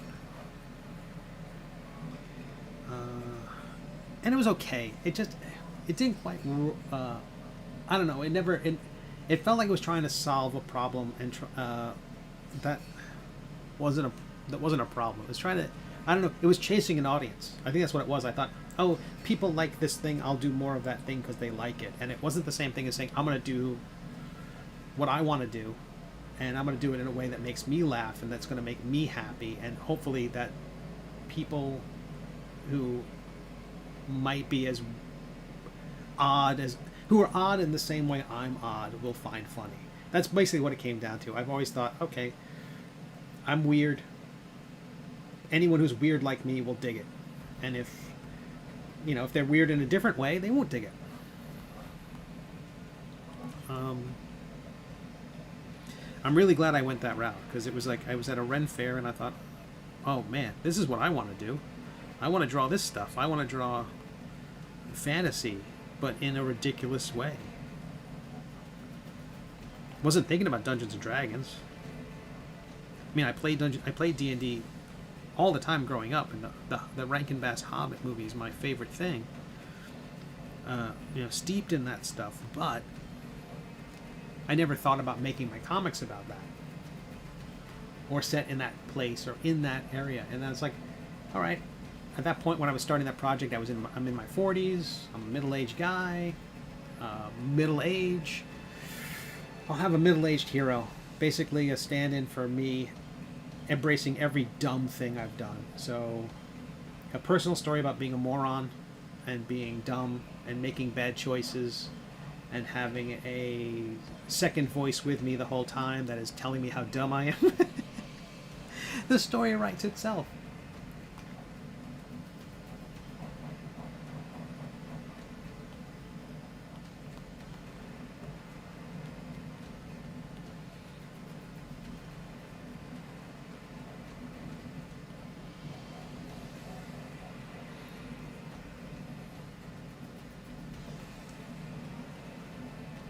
In Star Trek The Next Generation, there is early production design. There is famously a thing called a scant, which is kind of a Star Trek uniform kilt. It's a skirted. It's a single chest covering that includes a I think above the knee skirt, and it's unisex. A lot of the female officers in The Next Generation wear them. But they were also designed to fit men. And in the first 2 seasons, you can see men in the background wearing them from time to time.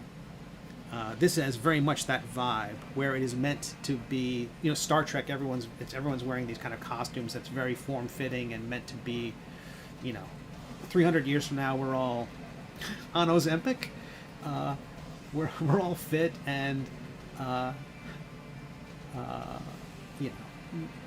presumably, at least if you're in Starfleet, maybe you're not indulging in Oreos as much. I'm speaking from experience. This not the Oreo part, not the Starfleet part. But this has kind of that scant vibe. You have to cut off the bottom portion of it.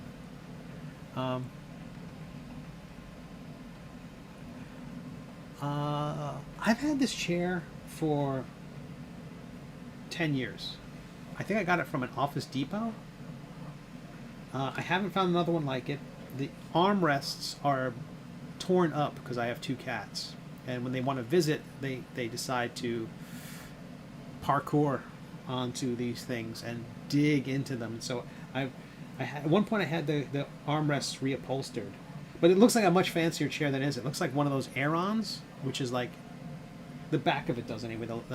And the cats haven't climbed the back of it yet, thankfully. Otherwise, this would be in ribbons. But those Aeron chairs are like, which is what this sort of looks like. Are they $600? I remember one time I was living in the Washington D.C. area, and there was a office supply warehouse, and they were going out of business or something like that, and they had Aeron chairs for like a couple $100, and it was almost like everybody I knew, that's all they were talking about, going there and buying fancy chairs. The trouble with this is the iPad rests on my lap, and it's always sitting on one knee, and so I'm kind of hunched over. It's like incumbent upon me to exercise a lot just so I don't collapse. All right, we're going to save. I'm going to trim off the bottom of this fabric, sort of square it off. We'll use the trim tool and the rectangle. Symmetry's off. We're just going to cut there. And so that just gives us a kind of a squarish bit, and I'm going to remesh it. Like I said before, all this is going to do is even the mesh out around the shape. I can show you specifically what we're doing here. Hit solo so we just see this thing. I'm going to brighten the color up of it so we can see it. Let's go with a different matte cap so you can see it much better. Now this wire, you can see all the weird variances, like these tight corners where there's a ton of triangles defining the shape, and then other areas where there's triangles and rectangles defining the shape. When you hit remesh, it evens it out across the whole shape. So suddenly it's the same number of, or it's specifically the number of that 336. I think that says that's how many, I don't know, it's either 336 by 336. That's way more than 336 polygons. But it evens the mesh out around the whole shape of the thing, and suddenly you can move it without weird distortions. Because, like, if you were to move this, let me show you. You see how it breaks? And how this area starts to shred a little bit with that peach color peeking in? But the same thing after remeshing, suddenly it moves without a problem. And it's not dragging stuff with it because it's defined by so little information. Anyhow, I think it's a pretty good example of how that works. Let's go back to a different matte cap. And matte cap is essentially just a fake lighting.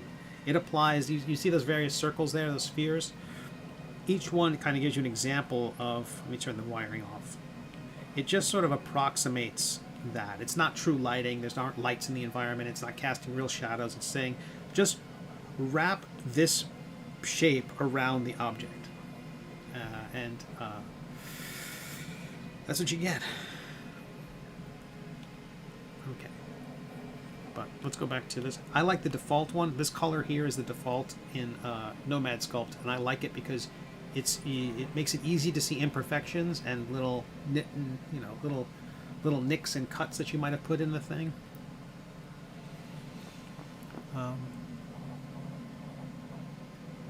Tomoko is just fine.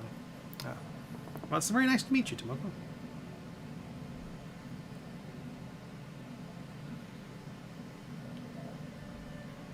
What I don't understand is why...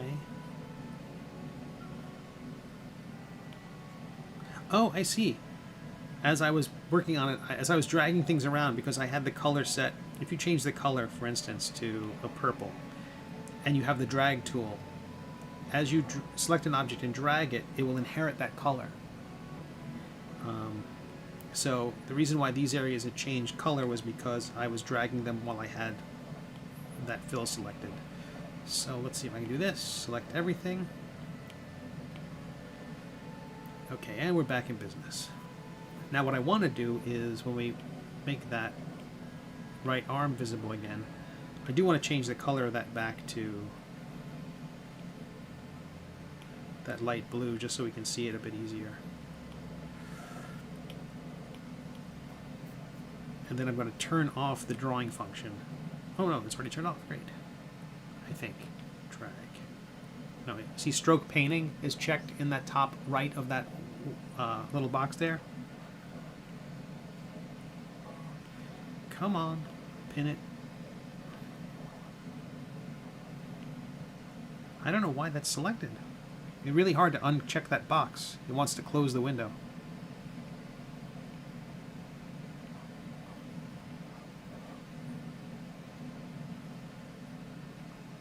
Fascinating.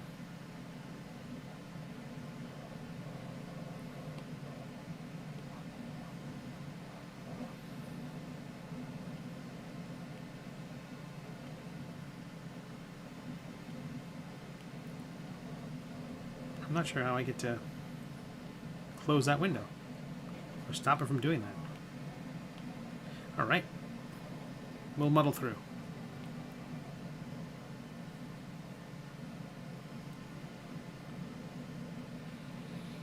So now I want these scraps, I want various pieces of fabric to be coming off of this character. And so let's create some of those and see if we can get it to look good.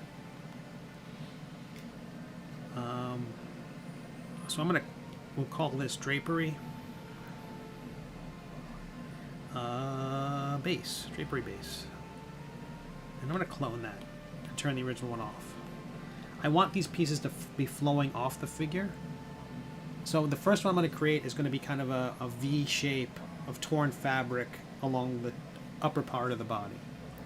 And so for that to work, I need to alter the shape of this. First to smooth it out. So I'm using the smooth tool, dragging along the top here. You can see it's collapsing and you can see the figure through it. And I'm going to drag it out.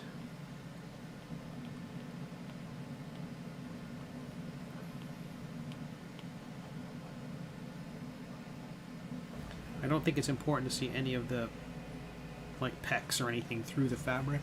That's not what this character is about. I want it to flare up in places, so let's just do that.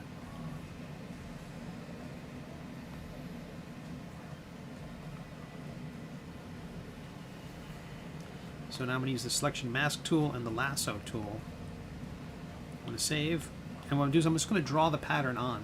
Now, thankfully, this program is continually updating itself.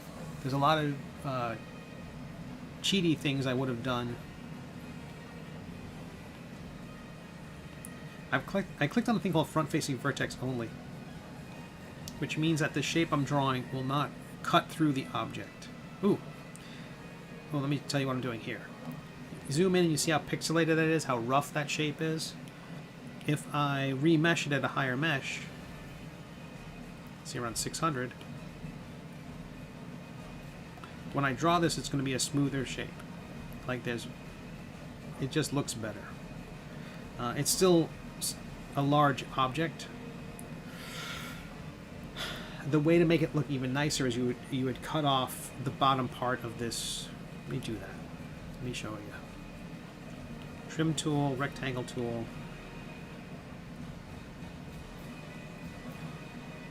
And then when we remesh it to 600,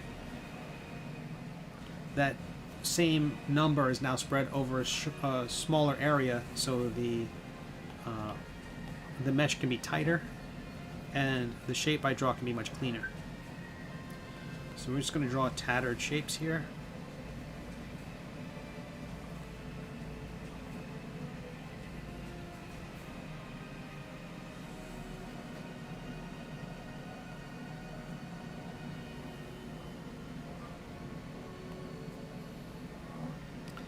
Now, initially, with this program,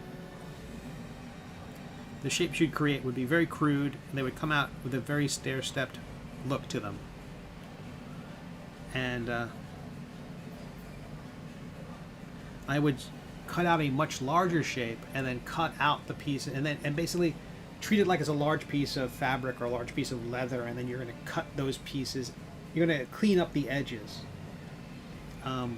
The software has since added some smoothing for these shapes that will pop out, and it creates a much cleaner look to everything.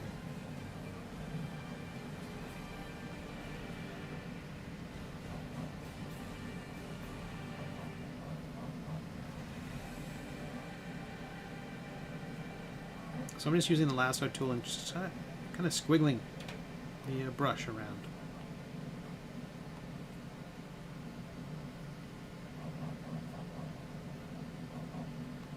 Squiggling is a word.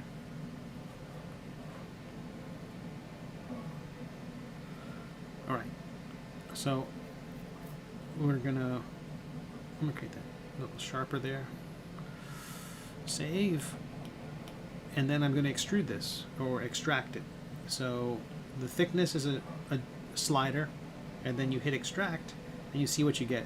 That's a very thin extraction. I'm going to make that much larger.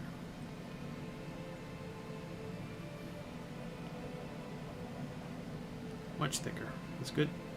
Wait, but we can do more than that. I'm also going to hit smoothness. That was the thing I was just talking about, where it will clean up the edges quite a bit.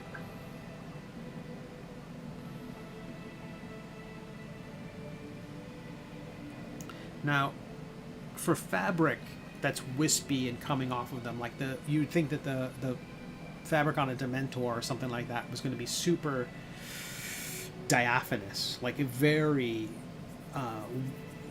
wispy is a good word. But because this is going to be, not only is it going to be the reference for a painting, it's also going to be a 3D print that people can print at home. And if I make it wispy, it will fall apart.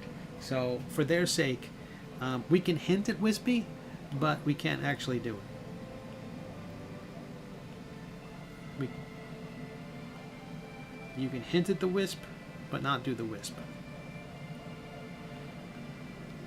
And so that piece we can delete.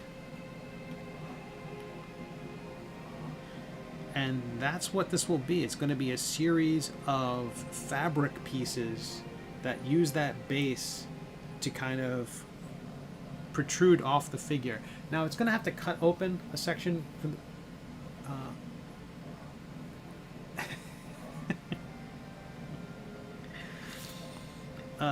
so the character's going to have a big collar. We can work on that as well. How are we doing on time? Oh, we're doing great.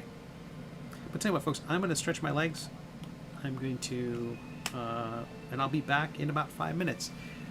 As I step away, I'm going to hit the art show button, which is going to show a gallery of fan artwork and guest artwork of my comic, The Middle Age, done by wonderful and talented people, including the devilishly handsome David Peterson, the magnetic Marty Bowman. I was hoping for something with an A so I could say alliterative, but I'll be back in a little bit. Take a look at these wonderful pieces of artwork, way better than my stuff, and we'll keep sculpting this character. One arm is very much longer than the other. I recognize that, but this will be fun. All right, see you all back here in 5 minutes.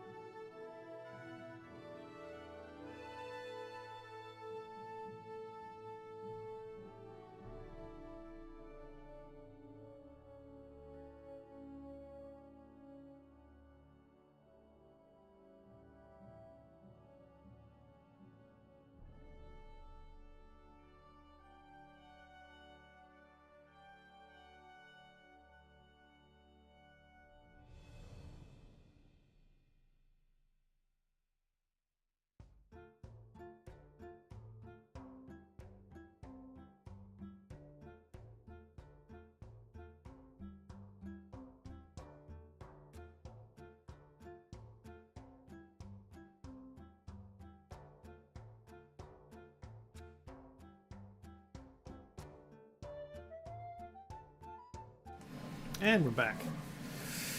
Alright, so, looking at this figure, I got some more work to do on this. I think, before I get too far along with the drapery, I do like the drapery, but I do think I gotta get the pose a little bit stronger. Even if this character's gonna be a little bit taller, I don't mind if, I might make the whole figure taller. Most of the other figures I've created have been squatter. Like, I think we still have Sir Quimp in the environment here. And you can see how tall he is compared to this guy. But I figure even if this character might be 6.5, 7 feet tall, that's not quite a large figure in D&D terms. I think that's like 10 feet. I don't mind if this person is more imposing and weird looking. And I did have that good news before. I mentioned at the start of this stream was that the casting company, which is making the actual miniatures for the Kickstarter that's just wrapped up, these will be available on my website. This is one I 3D printed myself. It turned out all right. There's some issues with some, the back of the book is a little choppy, but the actual kit for these, where it's going to be a high quality cast model. I think it's going to have 4 or 5 pieces, like the sword. I'm sorry, the axe and the hand I think are separate. It's broken into various pieces. That kit, I saw the sprues so it looks like it has been cast and the cast has been poured, and they were showing me an example of it, and they sent me photographs of that and of the Meta Domain Cleric, the main cleric. Hard to see in this lighting, I know, sorry, but this at the 1/3 size, 1/3 the size of this. I printed this 3 up, so the convention I'll be at this weekend, I'm going to have these on the table. So I'm going to do the zenithal lighting on this one. First I got to trim the bottom, but zenithal is a shortcut for 3D modeling. Not 3D modeling, excuse me, 3D model painting. So if you're miniature painting or painting sculptures at all, you paint the thing black, and then you, with a airbrush or a spray can, a rattle can of spray paint, you, from a specific angle, usually above, you spray lighter colored paint on the thing. So the whole thing is dark, but then from the top you get this white, usually white paint, or sometimes it's done in stages where you do a gray paint and then white paint. A medium amount of gray and then a light dusting of white, and that really accentuates the volume of the piece by having the white paint catch all the highlights and the dark shadow really, accentuating the volume, exaggerating the volume. And if you do that right, then you can paint with thinner washes on top and add color, leaning into the volume that the zenithal provides. So I'm going to do that for these figures so that when people come by the table at the convention, they can see, hopefully, cool sculpts. And say, what is this? And I can say, I make 3D models and 3D sculpts, and you can buy some of them here. And others, you can go to my website and sign up for my mailing list and buy my books and keep me from becoming a greeter at Walmart for another month. Not that there's anything wrong with that. But having loined what we just loined, I'm going to make this drapery that we have here. I'm going to make these subordinate to the torso and make them invisible. So what that means is as we move the torso, those things move with it, right? But I'm going to turn them invisible. So they'll still move even if we can't see them, right? You know what I'm saying. So I'm going to use the selection tool now to select these guys and move them up a bit. So that should have moved these with it. And it did. Great. The program did not make a liar of me yet. So I'm going to disconnect. Let me hide Sir Quimp here. For this back arm that's going to be holding a book. You know what? I don't think the book is going to be open. In a sketch I had done, I had the book being held open, very similar to the Meta Domain figure. But I think now I just want to have the book tucked under one arm. Like, the character has the book, but it's not, in a way it's not necessarily defining him. like he's calling the shots.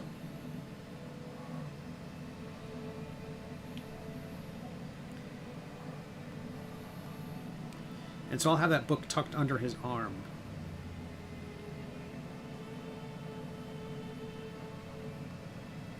And the pelvis I can move up as well.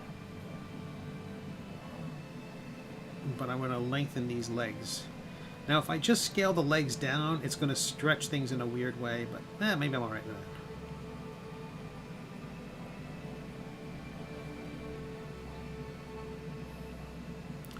Should he be leaning forward?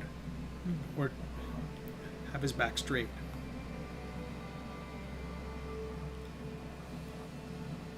Alright, I have to make the neck and face subordinate to the torso. So that when I move the torso here, the whole body will move with it. Oh.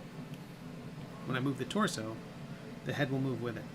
But I'm going to move the pivot point of the torso down to the waist where it's supposed to be. I don't know why it moved or when it moved. No, I like him looking forward, like leaning forward a little bit, just a little more evil.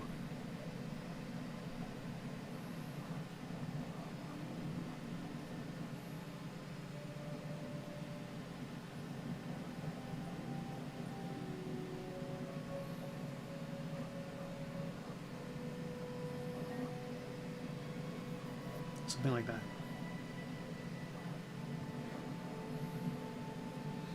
I like that angle too. That'll be the angle for the painting. So I'm going to add that view. When you add a view in this program, now you can move around anywhere and just click on that view and it will return to that camera angle.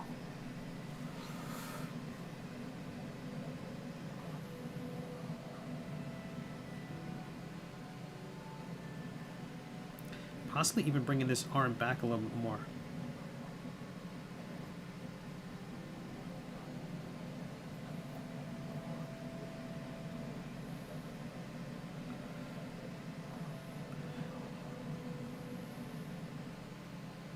So I do need to sculpt that other arm and holding the book. So I need to sculpt a new book. It can't always be the same book. Like we were talking about before, I sculpt the hands new every time because I'm still learning the program. I've only been sculpting for 2 years and I'm just kind of winging it. My character's also going to was going to have a plume of hair, but now I'm thinking maybe, I'm kind of digging this bald look.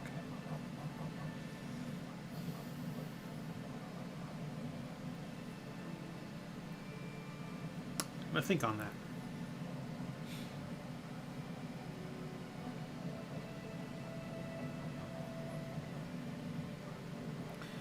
Ears are a little big.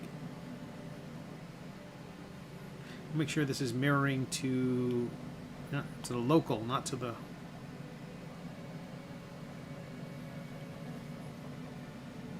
Huh.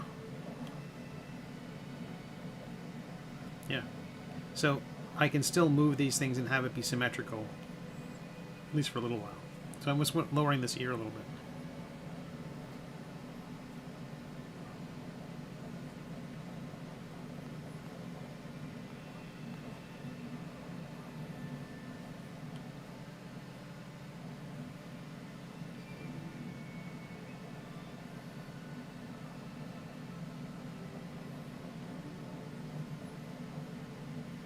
So we have another hand that is currently invisible. There it is. Which we will shrink down a skosh. This other face we can get rid of for now. Turn invisible. That other hand, I'm still going to clone the whole thing. And turn one of them invisible so we have a backup in case I screw up. I mean, when I screw up.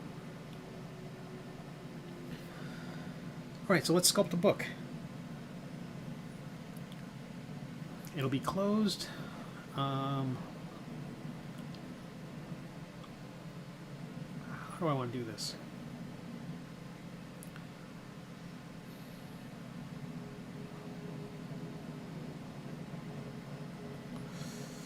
Okay.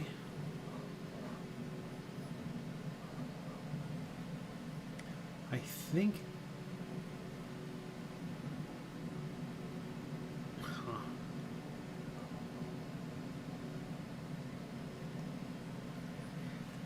I'm trying not to be super lazy. It's weird because to say lazy is just a really, it doesn't reduce my amount of work, the amount of work at all. Doing anything geometric is challenging in this program. It doesn't lend itself well to geometry, simple geometry. So I can go into Illustrator on my desktop, take that Illustrator thing that I've made, copy that, paste it into Photoshop, then make that a 3D object in Photoshop, print that object as an STL, and then bring that in. That will allow me to create any geometry inside. That'll bring any geometry into this program. I think any geometry. I think there have been times when I think the complexity can be too much for this program to handle. So I'm thinking, oh man, if this were a standard 3D program, I would simply draw the shape of the book cover and then extrude that, and now you've got the book cover, and then you knock out the interior bits. Well, let's muddle through. We can do that with this program. We can do good stuff, even if the program doesn't want us to. So we'll start with a cylinder. We're going to design the sides of the book. Increase the division X, which will smooth it out. We'll validate it using the marquee tool. The gizmo tool will move it up, and we'll rotate it on the red axis 90 degrees. That way, when we look at it from the front straight on, it's a perfect circle, but it's really a cylinder. And this is going to be one of the corners of our book. I know. Basically, the spine of the book is going to be rounded, and it's going to be rounded that perfect circle amount. A little bit larger. We will clone it. No, we won't. There's another way to do this. Did I clone it already? Yeah. Delete. We will make it larger. Looking at it directly from the front, we will use the selection mask tool and a rectangle. And we will select the top of the thing. Let's remesh it first. We'll select the top of the thing. Using the gizmo tool, we'll drag it down. And then we will clear the selection. Then, using the selection mask tool, we will select that side of it, and then the gizmo tool, and we will drag it out. And this is going to be our book.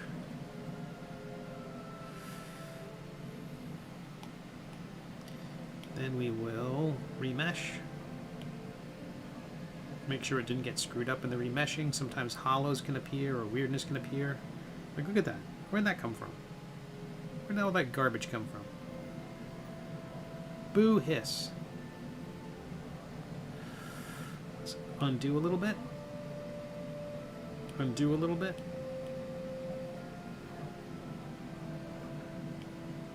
I'm going to remesh it right there.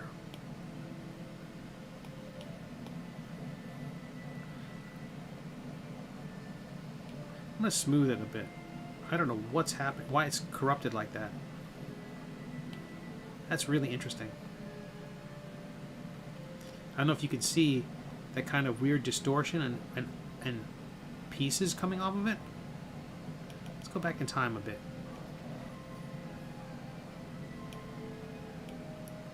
I'm going to remesh it right here. One more time. Selection mask tool.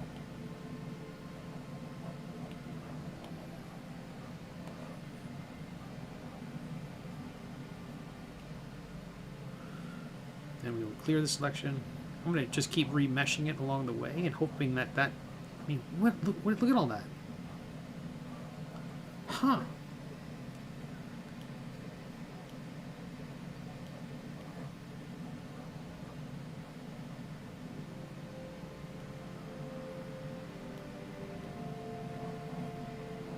I don't know what's happening.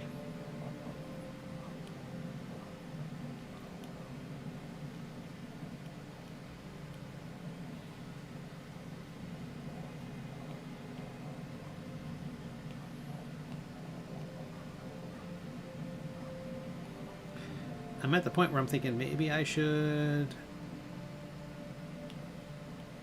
restart the program.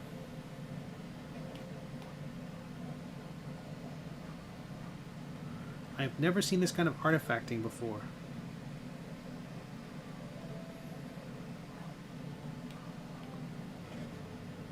I'm smoothing it out, and this is what's happening to it. That is wild.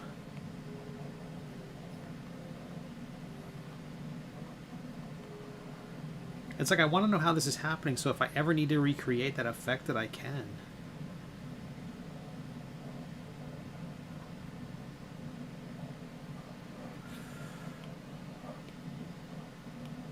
Because this is a standard trick in this program. You take a cylinder and you select part of it and stretch it out to create what you want, and it normally doesn't get all weird like that.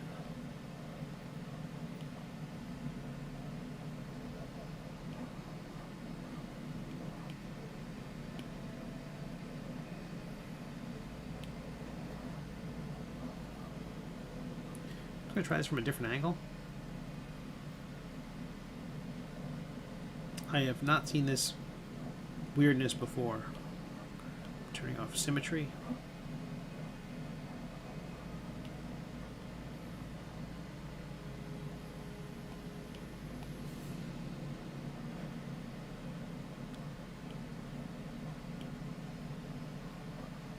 I remeshed it, and you just saw what happened.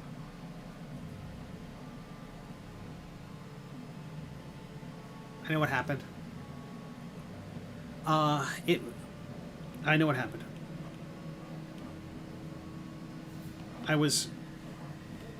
There's a trick in Nomad Sculpt to create more complicated geometry, but I had turned on front-facing vertex only, and so it was making weird choices. I'm fairly certain that was the issue. Front-facing vertex only. I think that will solve it. Whew. Operator error. I just didn't think it was going to mesh the whole thing. We'll see. Maybe. Hopefully, if I remesh this here and it doesn't collapse. It didn't collapse. It was creating really weird artifacting and like pitting. It was turning the material into kind of spongy material. Like it was all falling apart. And when I would run the smooth tool over it, it just sort of melted.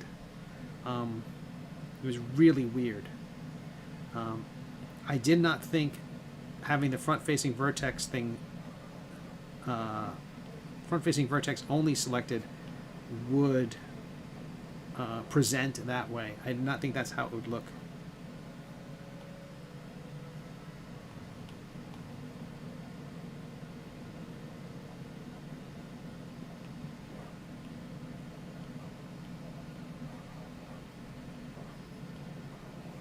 So we're sculpting a book for this corrupted Meta Domain Cleric to have. And so, the easy way to do this, clone, nope. We're going to center the pivot point first. Then we can cover, clone, pages, just to start. And then this, we'll turn that one off.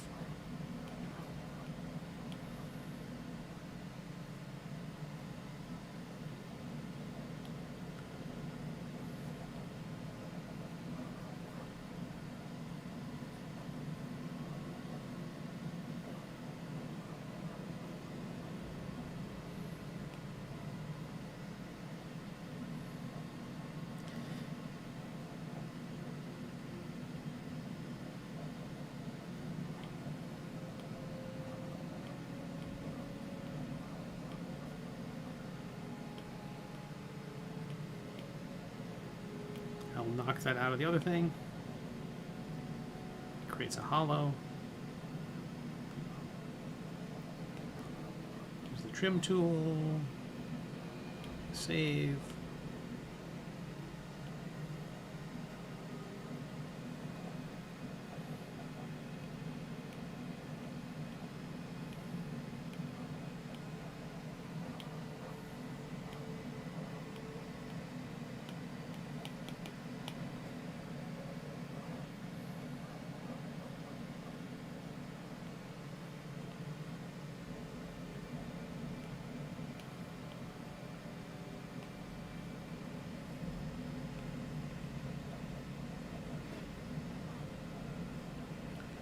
So they're our basic book shape. Create a larger shape, knock it out, knock it out. How are we doing on time? Doing great, doing great. All right, so that's our basic book shape. I am going to create some pages here for the book. Which should be pretty easy. What I'm going to do is I'm also going to rotate this. I'm tired of it being the wrong angle.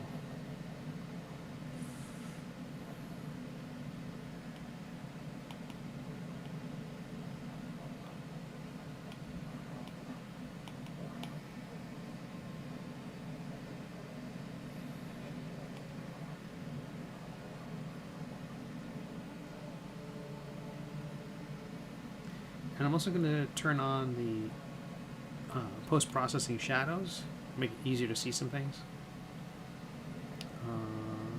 Okay.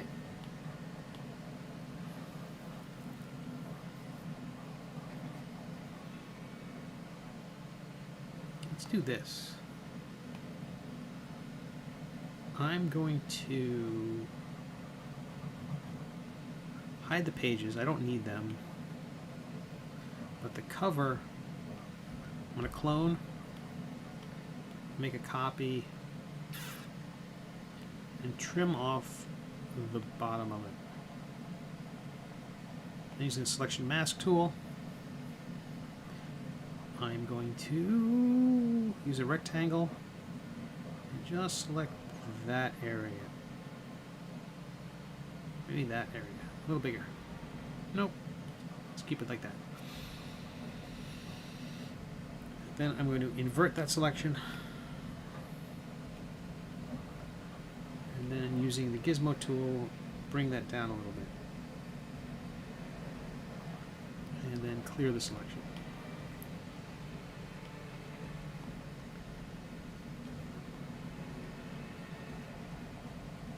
And hopefully create that kind of indent in the spine of a book. Smooth that one out a little bit there too. And I want to crop this thing off because as I did those changes, it softens it up a lot, but also creates some problems, like it trim rectangle. Well, not square. And that will sharpen the edges. That's what I want. I can scale it up again.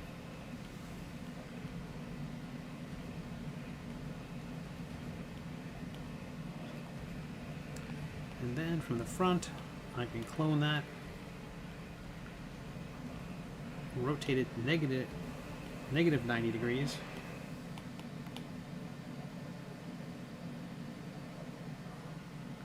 and fuse them.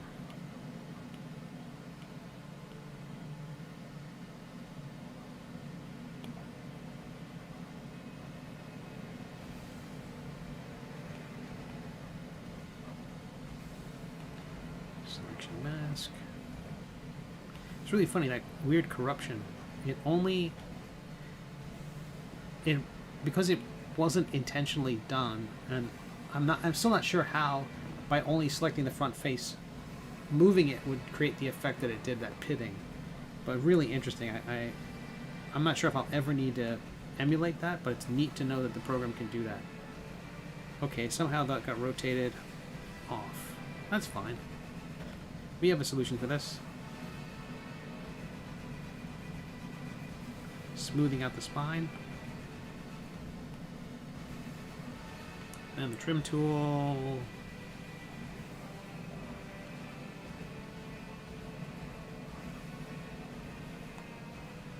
And we stretch down again. Now let's make some pages. So I'm going to add a box. Validate that box, move it anywhere closer to position.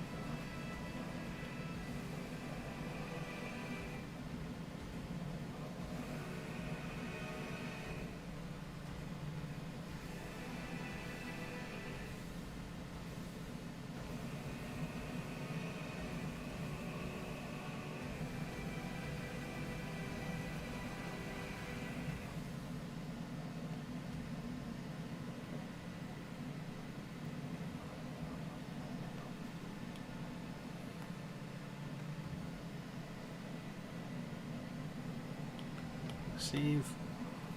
And now what I'm going to do is I'm just going to notch this page in a couple of different ways. Let's page clone. A duplicate of that page somewhere.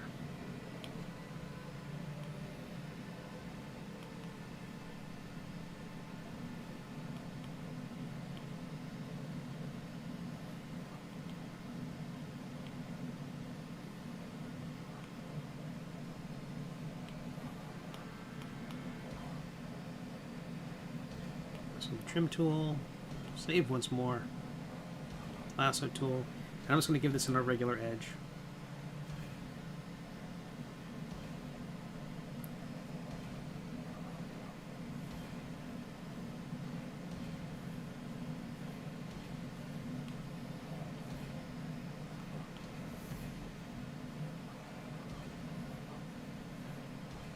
It's really interesting. I saw this before. I was wondering if it was going to happen again. All this kind of irregular weirdness I put in it. Oh, there it is. How about that? For some reason, sometimes it just wants to simplify one side that you're working on.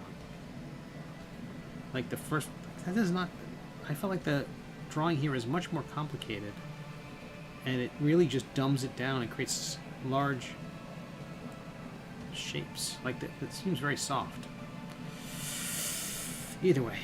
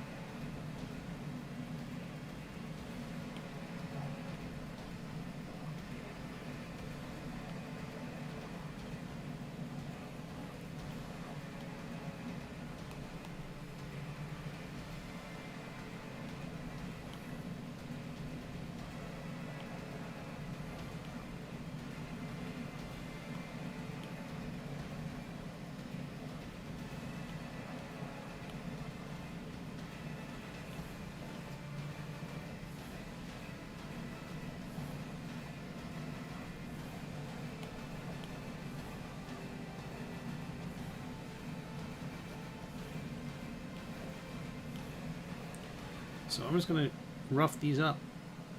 So create a little bit of a torn or deckled edge. And remesh it. Soften it.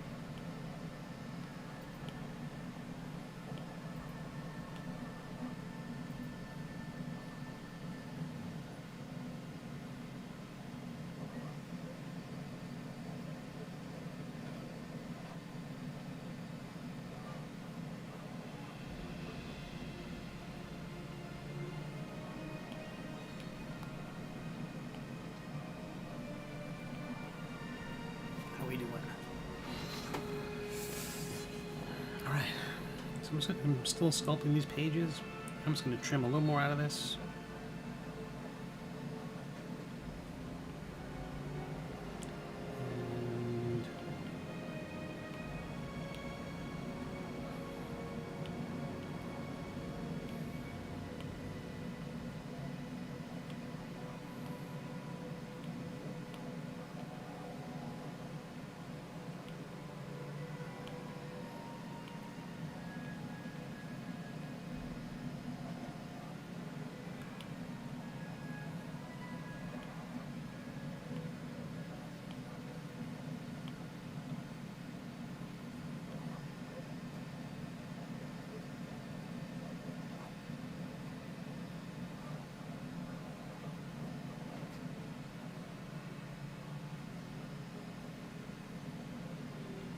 Sweet. So it's 4 pages so far. I'm just going to clone these a few times and flip them and flop them. That will save me a lot of time. For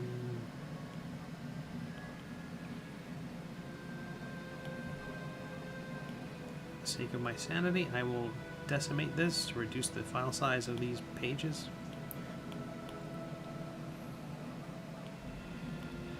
Because this is a medium creature, I don't know if anyone's ever going to see all the work put into these books.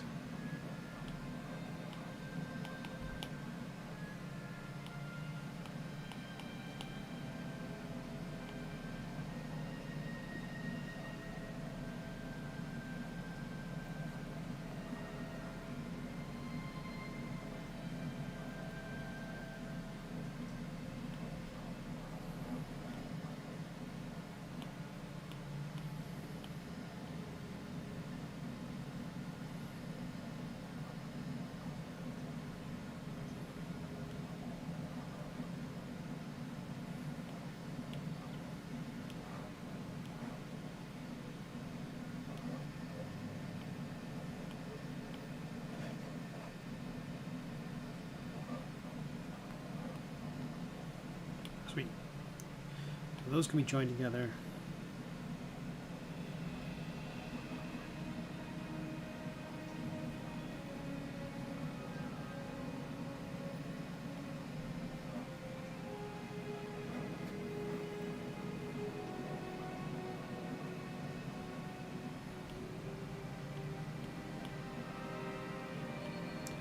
I'm going to select the cover if I can. And I'm going to remesh it.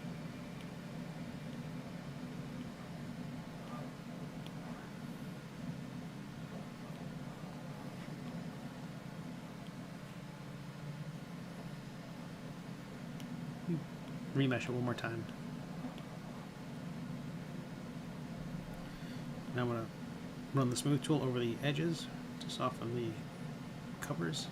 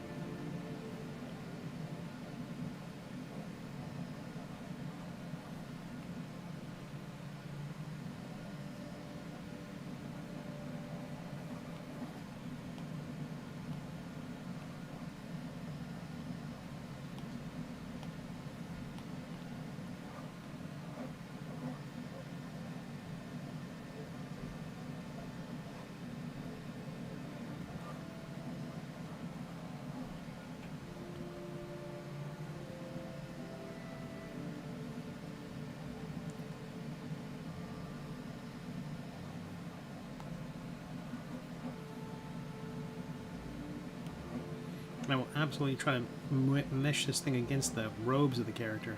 So they mush. I'm going to mush mesh this into the robes of the character.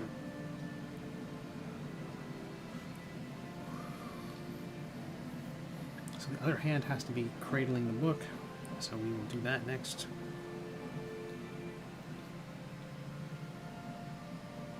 I wonder.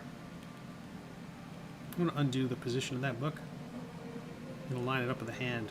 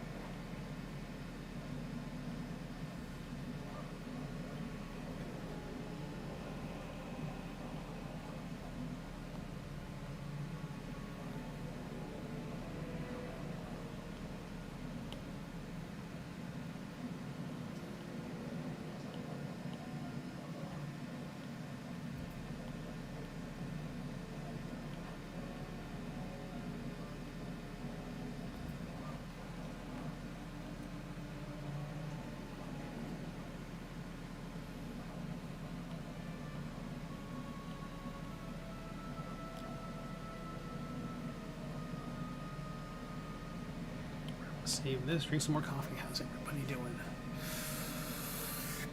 Right, so I'm just trying to get this book wrapped around the hand so it can be tucked in under that arm.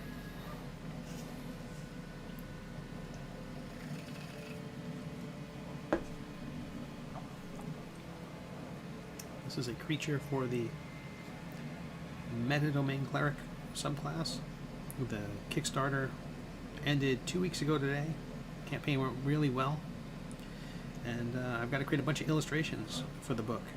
And miniatures too. So this will be a STL file that folks can get and download. This is one of the monsters in the book. Okay, I need to get that thumb out of there.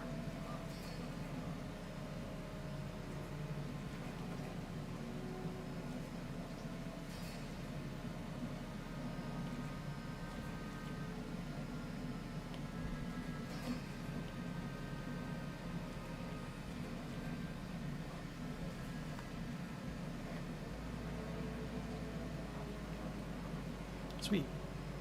So for this palm, I'm going to connect it to the book. So as I rotate the book, the hand will come with it.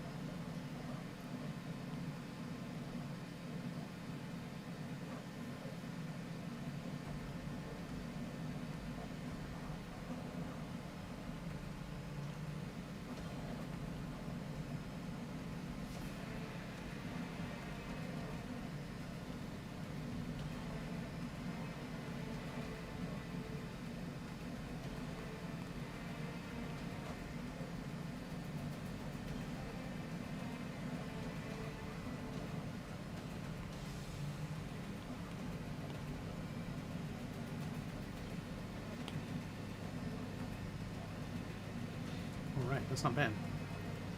I just gotta get this forearm to connect with that, and I can do that.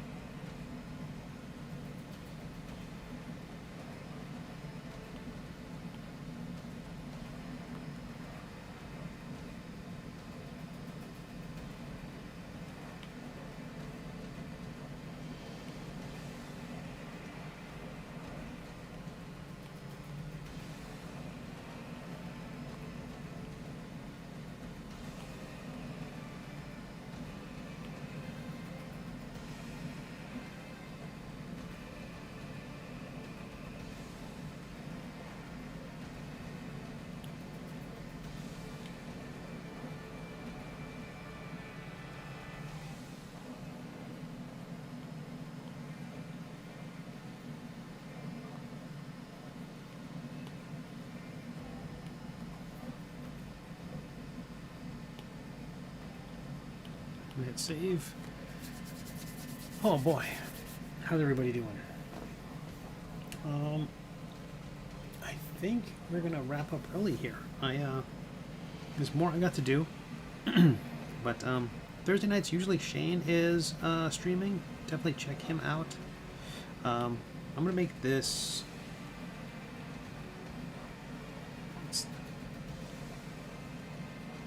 Changing the order here. Making sure that the bicep is connected that way. So I move this, no, we got it, great.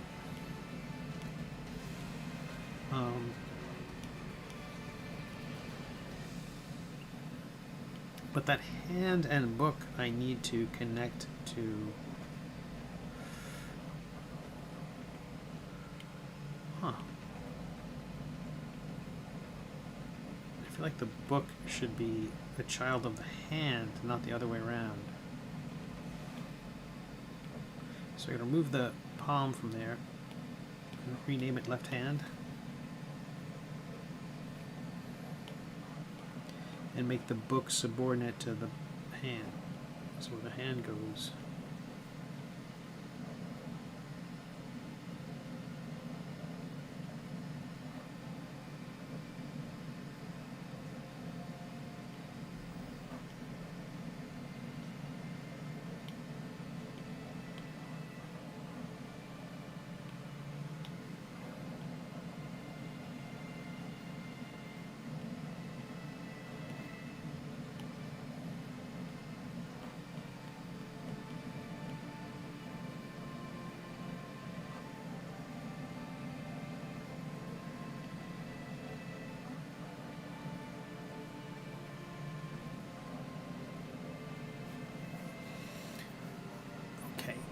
All right, you lovely people.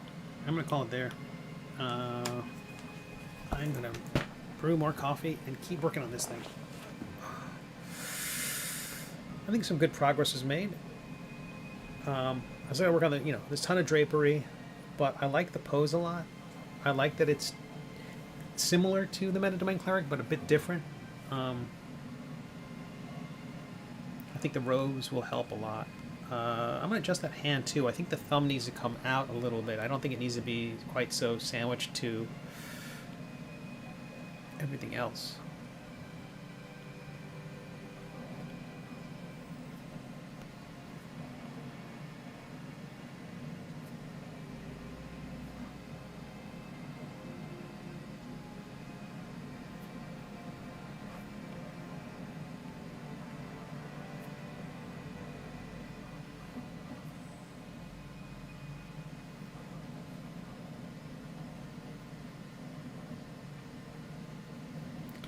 Hide the base there if I can.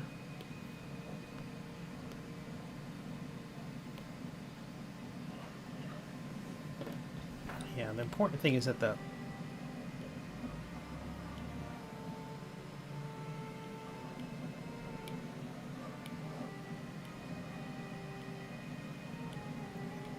I'm going to disconnect the book from the hand. I want to move the hand so that it is more flush with the book.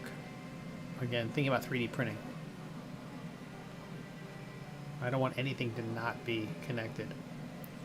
Or I want as little to be, disconnected as possible. All right. Uh-oh. I was printing the axe and it said spaghetti defects detected, so I have to go and take a look. I was printing at a slower speed too, so I'm curious what just happened. Back.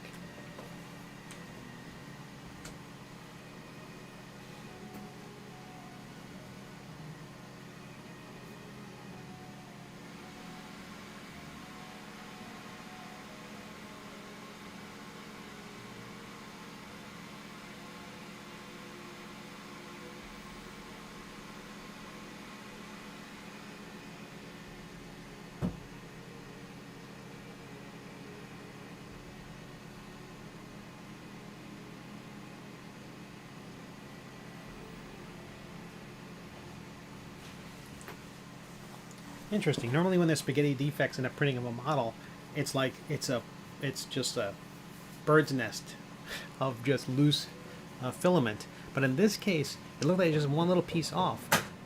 So I'm not sure what just happened. That clicking sound you heard is what happens is it's going to reload more filament into the print, into the nozzle. And what it does is it clips off any bits that are dangling, because the molten filament is going to drip. And so it when it pauses and sends me a text, because it's Wi-Fi and pretty awesome, like I said, it's pretty user-friendly. It pauses the print and waits for my advice. Now, the trouble is, it has to keep the print bed hot to keep the print stuck to it. So if you're an hour away and you can't look in person, you can actually stop it. You can just stop the print and throw the filament away, throw the partial model away if it didn't work out.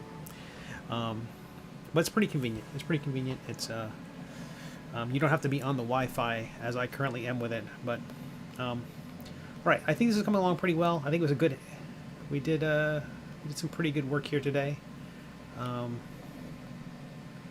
hand is pretty good. I think it's going to be pretty, hopefully, not terrifying. That's not what I go for, but I think it's going to be an intimidating model, an intimidating monster. But thanks everyone for being here. Thank you, David. Thank you, Tomoko. Thank you, Cave. Good to see you. Eric, MJD, Dan, Towery Games. Really good to see you. Have a great weekend if you're in the Central Florida area, and why would you be? Come by the Central Florida Comic-Con. I will be there. Check out the latest episode of The Middle Age, published at middleagecomic.com. It's also on patreon.com/Steve Conley. And go queue up for the next Kickstarter at nibblemancy.com. Nibble mancy.com. It's over on Kickstarter. It's part of their Zine Quest event. It won't launch to the end of February after all the Zine Quest, after all the Meta Domain stuff is shipped. Or most of it is shipped. Fingers crossed everything goes back in time. But thank you all so much. You're awesome. And have a